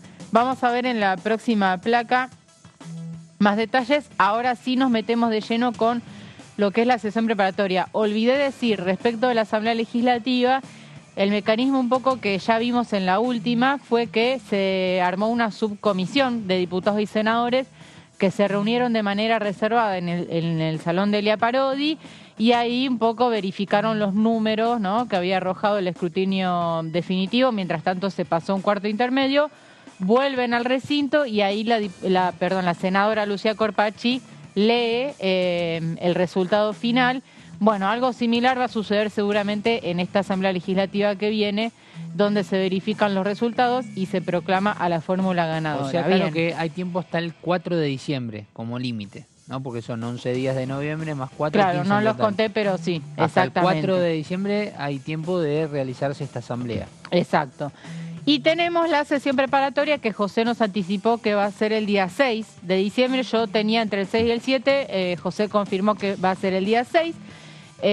También debe realizarse dentro de los primeros 10 días de diciembre de cada año para también designar las autoridades de la Cámara. Esto es el artículo 1 del reglamento y es importante porque no solamente juran los diputados electos que asumen el día 10 de diciembre, sino que además se designan a las autoridades de la Cámara. Y por esa razón es que para ese día ya tienen que estar oficializados los bloques. O sea, cómo van a estar conformados los bloques, qué cantidad de integrantes va a tener cada uno y los nombres de esos bloques y quiénes van a ser sus jefes, ¿no? Y a partir de ahí se calculan las mayorías y minorías de cara a la elección de las autoridades. Esta sesión, como charlamos con José, es presidida por el diputado en ejercicio de mayor edad. Por eso yo digo que puede llegar a ser Carlos Heller, porque hasta el 10 de diciembre sigue siendo diputado en el mandato actual, con lo cual sería Heller quien presida y es el que le toma juramento a los diputados electos. Se elige entre los diputados en ejercicio que continúan con mandato y los electos, o sea, los electos ya van a estar presentes en el recinto. Los que no van a estar van a ser los que terminan mandato. No sé si estoy mareando mucho con esto, pero los que terminan mandato el 10 de diciembre ya no van a estar en el recinto. Marcelo Casareto, que termina mandato, por ejemplo. Esto va a ser, ya vemos, o Alejandro Cacase. Exacto. Dale. Bueno, esto va a ser ya la Cámara nueva, digamos. Electos más diputados en ejercicio que tienen 2 años más. Tenés algunos que además, terminan mandato, pero fueron reelectos. Me estoy acordando ahora de Paula Penaca, de Eduardo Valdés, por Máximo Kirchner, muchísimo. Sí. Bueno, entonces, esto es para empezar cómo sería la preparatoria. Continuamos con las próximas placas. Una vez que se abre la sesión, se vota, se elige, en este caso pongamos a Heller, ¿no? Heller va a presidir la sesión preparatoria de jura de nuevos diputados. Después se consideran las impugnaciones por negación de las calidades exigidas en la Constitución Nacional. Impugnaciones que pueden ser presentadas porque, no sé, determinado diputado electo, un bloque considera que no le corresponde asumir por X motivo. Bueno, se consideran esas impugnaciones. Se leen los escritos recibidos y se le concede la palabra a los diputados que quieran formular alguna impugnación y a los afectados por la misma. Esto es muy raro que suceda, la verdad que no recuerdo casos últimamente donde haya sucedido esto, pero es algo que está contemplado en el reglamento. A ver, me tengo que remontar, no sé si vos estabas en la Cámara, tal vez no, pero puede ser el caso de Patti o de Bussi, por ejemplo. Claro, hay que revisar el archivo. Sí, pero esos son casos donde se los impugna por su condición de represores. Claro. Y en el caso de Patti termina no asumiendo, asume pero tiene que renunciar, y en el caso de Bussi más o menos parecido. Pero pensé que esto habrá sido, habrá sido tal vez después del 2003, me parece, algún caso, o antes, por eso. Pero ahí hablo cuando se habla de impugnaciones, por ejemplo, que fueron impugnadas por pares. Sí, recuerdo, ahora no recuerdo el nombre, seguramente José, si nos está viendo, se va a acordar, una diputada que había sido electa por el PRO. Sí, totalmente, claro, que la reemplazó Enríquez. Claro, fue impugnada por la coalición cívica porque tenía denuncias de maltrato. Por maltrato a los hijos. De maltrato familiar, y que asume Enríquez, que era el diputado número 8, era Enríquez, efectivamente. Bueno, ahí tenés otro caso. Bien. Eso fue hace poco, sí, eso fue en 2015. No mucho, exactamente. 2017. Bueno, vamos a ver cómo sigue entonces la sesión preparatoria. Próxima placa. A continuación, el presidente provisional, supongamos, seguimos con la suposición de que es Carlos Heller, llama por orden alfabético de distrito a los diputados electos a prestar juramento.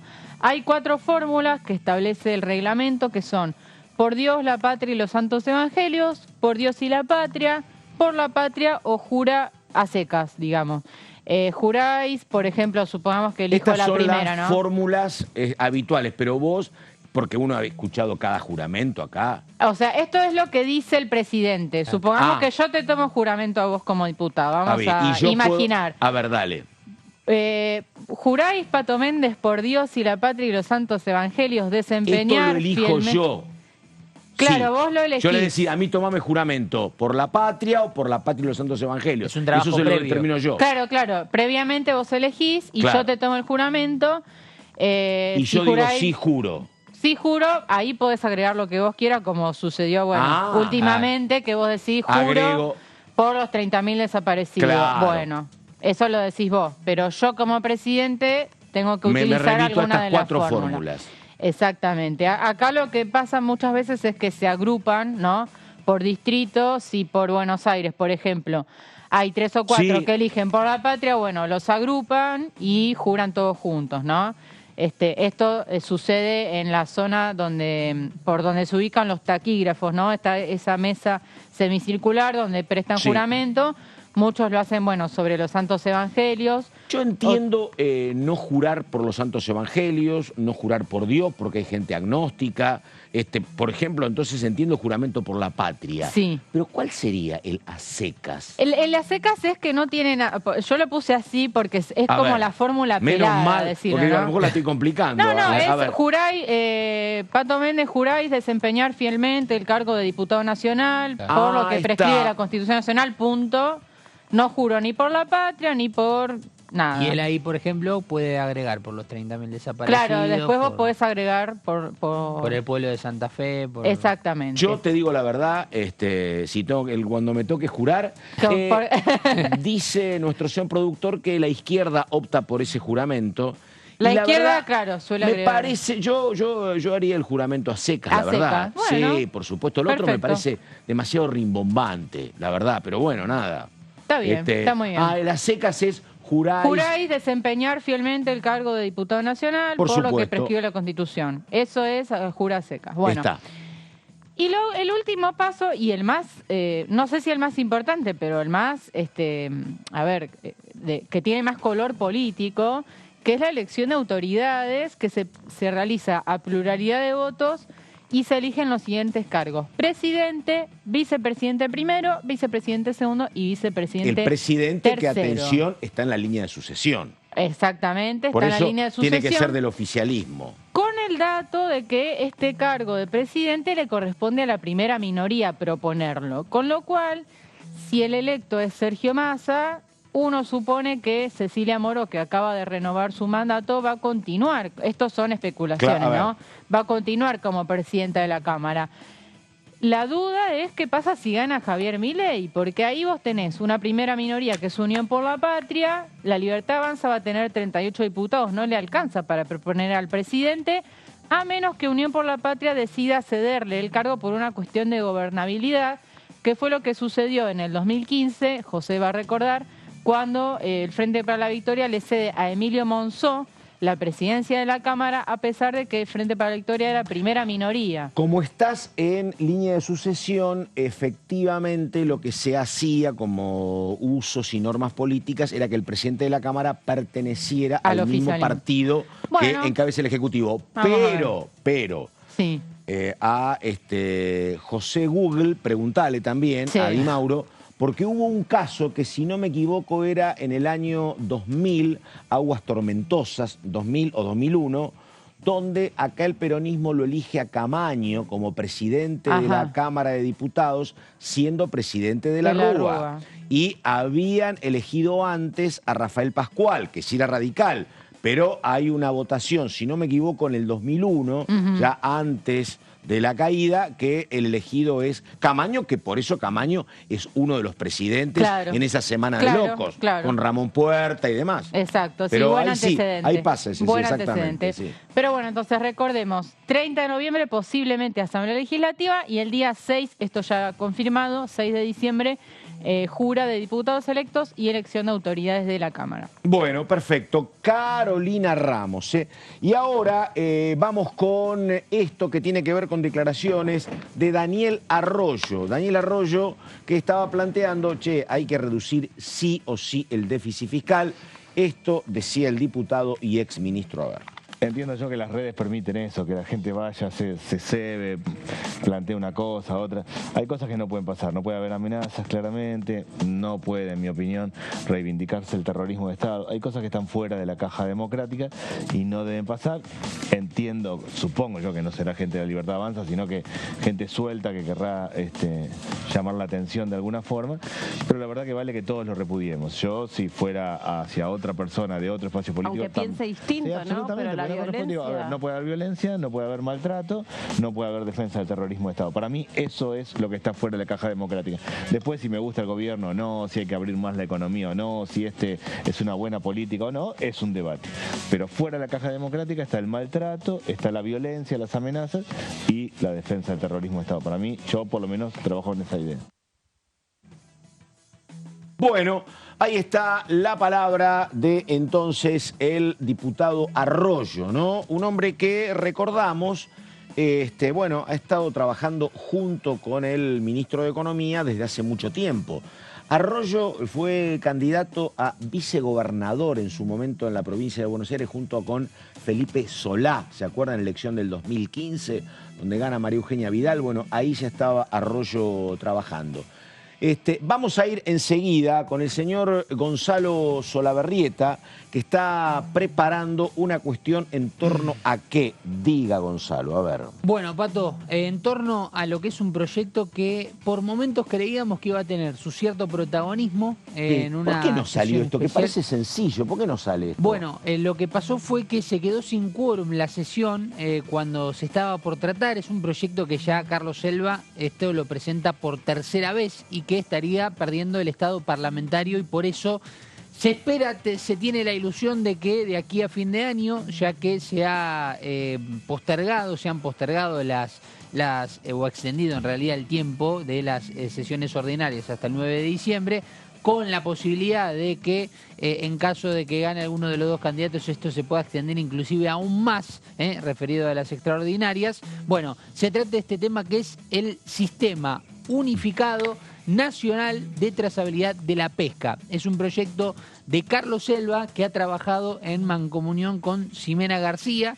Ximena García del radicalismo, que dio continuidad en realidad a un proyecto de Gustavo Mena, el ex diputado, justamente, que ha mencionado este proyecto en otras ocasiones y vino a darle un manto de continuidad, y por eso han trabajado de manera unificada. Vamos a empezar a repasar de qué se trata esta creación del Sistema Unificado Nacional de Trazabilidad único, para que se entienda, para que esté regulado en la República Argentina. Crea el sistema de trazabilidad de la pesca a fin de garantizar las condiciones de competencia leal en el comercio de los productos de la pesca, tanto para el mercado interno como para el externo. Lógicamente que poniendo el eje puntual, como en todas las iniciativas que se generan, primero poder abastecer el mercado nacional y luego exteriorizarlo. Pero uno de los puntos importantes, Pato, y hay que tener en cuenta, es que las condiciones que se están buscando, que se están pidiendo, que se están exigiendo en el mundo son cada vez más, y por eso se precisa para la exportación tener muchísimo más contenido en cuanto a la información cuando se vende un producto. O sea, es que los otros días leía, la verdad, los números son muy malos desde siempre para la Argentina en materia de consumo de pescado. Lo loco es que tenés acá en la Argentina, el río Paraná, tenés mucho, deberías tener mucho pescado de río. Sí. Algo de eso hay en la cultura de las provincias del litoral, con el dorado, el patí, el surubí, algo hay, pero ahí hay un problema con la industrialización, porque no hay frigoríficos, no es venta masiva, depende de lo que vos pesques en el río a la noche y lo vendas a la mañana, pero hay, salvo en un lugar, poco consumo, y ni hablar de que nadie o muy pocos consumen pescado de mar. Tenés todo el litoral atlántico y la verdad que el consumo es bajísimo. También digamos que la verdad, los costos no son costos económicos, pero Argentina es uno de los países que consume menos pescado en el mundo, teniendo el Paraná, decenas de ríos alternativos y una costa atlántica enorme, pero bueno, no pasa. Sí, capaz que se utiliza más desde lo comestible el hecho de buscar tal vez más la raba. Por ejemplo, pero igual, pero es poco, sí, pero es poco, es poco. Bueno, vos sos de Mar del Plata, ¿sabes? Sí, por eso mismo digo que el consumo, por ejemplo, de raba debe ser uno de los principales, teniendo en cuenta de que tal vez el filete de merluza... Pero hay un montón de pescado, no sé, no hay, en la cocina argentina hay muy poco uso.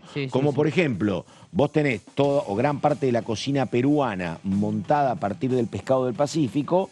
Bueno, la verdad, hasta Paraguay tiene mucho pescado de río. Acá está como muy poco instalado. Ya se come un poco de paella, hay raba, pero el consumo es un consumo escaso. Pero me parece que entiendo a lo que vas, porque no me quiero meter en la heladera de nadie, pero creo que si hacemos una encuesta de las personas que somos aquí, seguramente en el freezer tenemos más milanesa de pollo y de carne que filete de merluza.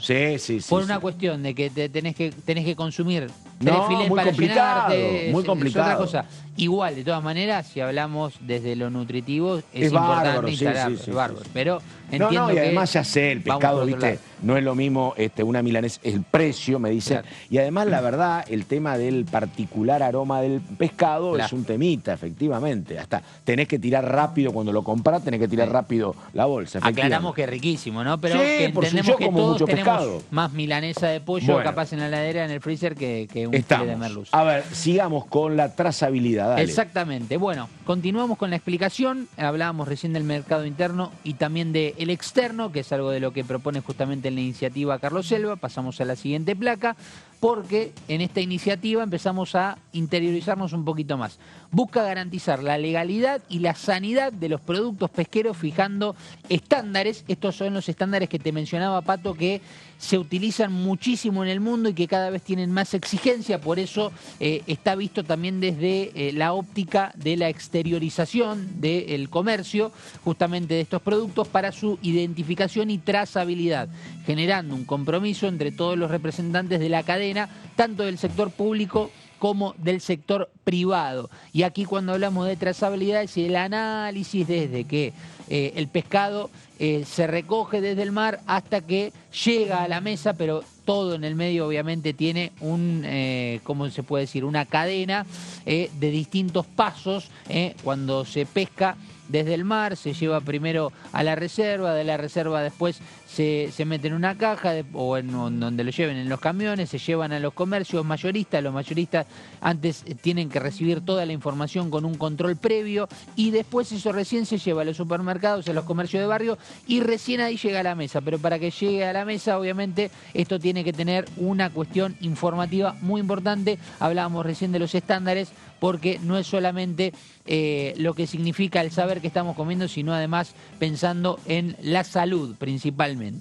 Vamos a continuar con más placas respecto a este tema. Permite encontrar el origen de cualquier problema de seguridad alimentaria. La trazabilidad permite detectar tanto para adelante como para atrás las diferencias, las deficiencias, que puede tener un producto, tanto en la fase de comercialización como también sobre el origen. Y acá hablamos de algunas especias que tal vez se desconocen, que se pescan y que tal vez no son de un común consumo, básicamente. Vos, Pato, recién hablabas, por ejemplo, de la pesca de río, que es un tema muy, muy particular, así como también la pesca de mar, pero sobre todo haciendo el eje en esto de las deficiencias que pueden tener los productos a la hora de la pesca. Me acuerdo, en Mar del Plata hubo algunas problemáticas en algún momento por algunas mareas que se generaron y cantidad, decenas de productos que se habían llevado ya a los comercios, a los restaurantes, no se podían consumir y hablamos de cantidades muy grandes por las famosas mareas que se pueden generar, por ejemplo, en el mar. Eso contamina el producto, contamina el pescado y luego eso, para que llegue a la mesa, puede ser sumamente dificultoso para la salud de todos nosotros los consumidores. No recuerdo cómo era el nombre de esa marea que se había generado en Mar del Plata con una cierta producción, pero había sido muy fuerte y prohibían, obviamente, tal vez Horacio Mon me ayuda a recordarlo, la marea que se había generado negativa en cuanto a la pesca, la marea roja, exactamente. Mirá vos. Por lo cual uno casi que consumía asustado por un momento del pescado hasta que en un momento, lógicamente, que eso se normalizó. En los bivalvos, exactamente. Vamos a la siguiente placa. Es la segunda vez que presento este proyecto, ha tenido mucho trabajo de asesores, es uno de los debates con más profundidad, teniendo en cuenta lo complejo que es justamente analizar todo este tema de la trazabilidad. Y en la última declaración veremos qué es lo que dice Carlos Selva, un proyecto que decimos, ¿no? Todavía tiene su oportunidad de ser tratado en una sesión especial, e inclusive era uno de los temas principales en algunas de ellas. Y la última placa, creo que es la última que vamos a repasar, en donde habla Carlos Selva. Ahí está, los giros de comisión, intereses marítimos, fluviales, pesqueros y portuarios. Esta es la primera competencia. Mariana Zubik es la diputada que preside esta comisión, donde ya se dio el dictamen y luego pasó a Presupuesto y Hacienda, comisión que preside Carlos Heller, y esto ya está aprobado, está listo para ir a una sesión especial. ¿Qué pasará? Obviamente dependerá todo de cómo sean los resultados del domingo. De cara a ello, veremos cómo se organiza la Cámara de aquí hasta que se extiendan las sesiones ordinarias hasta el 9 de diciembre y qué pasará después para que este proyecto no pierda el estado parlamentario de cara al año próximo. Perfecto, caballero. Vamos ahora con una diputada de Tierra del Fuego, la diputada Caparrós. A ver, la diputada que señalaba lo siguiente, por favor. Nosotros tuvimos ahora una primera reunión donde estuvo la oposición, el oficialismo, con la Comisión de Presupuesto y Hacienda, donde arrancaron a mostrar y a presentar y a hablar de los temas el Ministerio de Economía de la Nación. Y la discusión fue mínima, realmente. Fue mínima porque, bueno, se han votado exenciones hace muy poquito a otras producciones en la Argentina. Porque ¿cuál es la idea de la exención impositiva? Promover, empujar, estimular. Nosotros, en nuestro caso, estimular que se radique población. Entonces, fíjense, no sé qué temperatura tienen en Buenos Aires ustedes. Nosotros hoy tenemos 4 grados y amanecimos con los vehículos totalmente congelados. ¿Sí? Estamos mediados de noviembre. Ustedes imagínense cuánta gente podría decidir radicarse en Tierra del Fuego a vivir con un clima tan hostil, tan duro, donde nuestros niños no están en la calle como pueden estar en Capital Federal, están adentro de la escuela, y de la escuela vuelven adentro de su casa, es decir, con un ritmo de vida muy diferente a lo que se pudiera imaginar alguien que vive en una ciudad o un poquito más al norte, como decimos nosotros. Aún ya desde Río Negro para arriba ya se empieza a notar el cambio climático. Entonces necesitamos que la Argentina esté poblado en todos lados y necesitamos que haya estímulos para que la gente se radique. ¿Cuál es ese estímulo en Tierra del Fuego? Es exenciones impositivas. ¿Cuál es el estímulo para que la gente produzca determinado producto? Y la exención impositiva. Nosotros se está hablando del cambio de energía, digamos, para los vehículos, ¿no? Para que ya pasen a ser vehículos eléctricos. Bueno, hay que estimularlos. ¿Cómo los estimulamos? La fabricación, con ninguna exención impositiva, que estimule al productor a decir, bueno, vamos a ponernos a fabricar esto y no nos quedamos cómodos en lo que estamos haciendo. De esto se trata. Ahora, cuando nosotros miramos la separata y decimos por qué el Poder Judicial está exento del pago de impuestos que pagaba toda la gente, tampoco se entiende mucho, ¿no? Entonces, esto es la separata. Analizar uno por uno aquellas exenciones, incluso las últimas que se han ido votando, que me ha tocado a mí acompañarlas en el Congreso, y lo hemos hecho con mucho gusto, porque creemos que hay empresas e industrias que deben estimularse para promover esa producción y que esa producción salga al mercado a competir. Mamita querida, cuánto lobby va a haber en este tema, me parece, ¿no? A mí me parece bien, es lícito que los sectores privados defiendan cada uno su posición. Los públicos son los abogados que no van a querer, o los jueces que no van a querer pagar ganancias, como decía la diputada Caparrós. Pero esto es muy jorobado, porque una historia parecida contaba algún exministro de Economía de la Argentina, donde me dice, yo citaba a todos los actores principales, a los empresarios que tienen concesiones, a los empresarios productores de petróleo, yo sentaba a corporaciones como gremios o abogados, a los actores de la Argentina. Bueno, ¿sabes qué? Nadie me quería ceder nada. Todos decían, la mía me la guardo. Entonces, así no se puede, porque cuando vos querés reducir los costos de la separata, pero lícitamente la diputada te dice, bueno, no, che, no toquen la plata que va a Tierra del Fuego, porque si no los empresarios se me van. Donde a lo mejor lo que hay que discutir es cuál es el grado de beneficio que tiene, porque a lo mejor se podría discutir que tenga un poco menos de beneficio, ¿no? O que gradualmente se vaya reduciendo, ¿no? Que claro. Es lo que plantea un poco el gobierno nacional. Y si no, porque digo, yo a la verdad, ¿no? Y lo entiendo absolutamente por el rol geoestratégico que tiene Tierra del Fuego. ¿Cómo no lo voy a entender? Pero digo, es el sector más cercano a Malvinas, está en el extremo sur del Atlántico. Pero digo, con ese criterio también alguna provincia perdida, mediterránea, te decís, che, ¿por qué no me das algún tipo de beneficio a mí? Y lo mismo te pasa, como ella dice, con los jueces que no pagan ganancias y con otros tantísimos sectores. Pero ¿sabés qué? Vos que sos escéptico me decís, no va a pasar nada, me dijo Ramos hace un rato. Pero la verdad, yo pienso igual que vos, Ramos. No es que no va a pasar nada, va a costar mucho trabajo, porque nadie te regala nada. Te dicen, lo mío está listo, ¿no? Sí, sí, exacto. Vos discutís, che, ¿cómo hago para que la vida de los argentinos sea un poco más barata? Y bueno, bajemos un poco los presupuestos y que en todo caso los empresarios que tienen servicio ganen menos. Aparte, y te dicen, no te lo hago el negocio y perdiste. La separata tenés de todo. O sea, Gonza mencionó algunos regímenes promocionales que se vienen, pero ya tenés... Por ejemplo... Pero él agrega, digo, claro, no quita nada. Claro, que tienen como que pero ya tenés, bueno, hay muchísimos. Recuerdo, bueno, biocombustibles, ¿no? Claro. Tenés promoción de biocombustible, industria automotriz, ya se aprobó también en el Congreso, digo, y así sectores beneficiados que, bueno, también un poco depende del lobby que pueda hacer totalmente. cada sector. Y ¿sabés qué? En que además no hay en la Argentina desde hace mucho tiempo una voz con conducción nacional de todo el oficialismo, sea peronista o sea el PRO. ¿A qué me refiero? Acordate lo que pasaba con biocombustible, que los senadores de la Cámpora y diputados lo impulsaban porque pertenecían a Santa Fe y Córdoba les importaba. Y los diputados y senadores de la Cámpora, de la Patagonia, le decían que no porque defendían los intereses petroleros. Sí, sí, sí. Y no salió nada. Ahora, ¿Viste? Es una cosa muy complicada. Porque tiene que haber un eje nacional. Si hubiese, no sé, qué sé yo, un presidente que, la verdad, que tuviese conducción, que eso no pasa más, que condujera desde Jujuy a Tierra del Voto y dice, che, vamos para acá. Pero eso no está ahora. ¿Cómo le decís que no a los ingresos de régimen de gas natural licuado, de promoción de gas natural licuado? ¿Cómo le decís que no al régimen de promoción de la industria orgánica, de la producción orgánica? Son proyectos muy importantes, relevantes de cara a lo que viene. Sí, pero, y es difícil no incorporarlos. Sí, pero ¿sabés qué pasa? Sí, es cierto.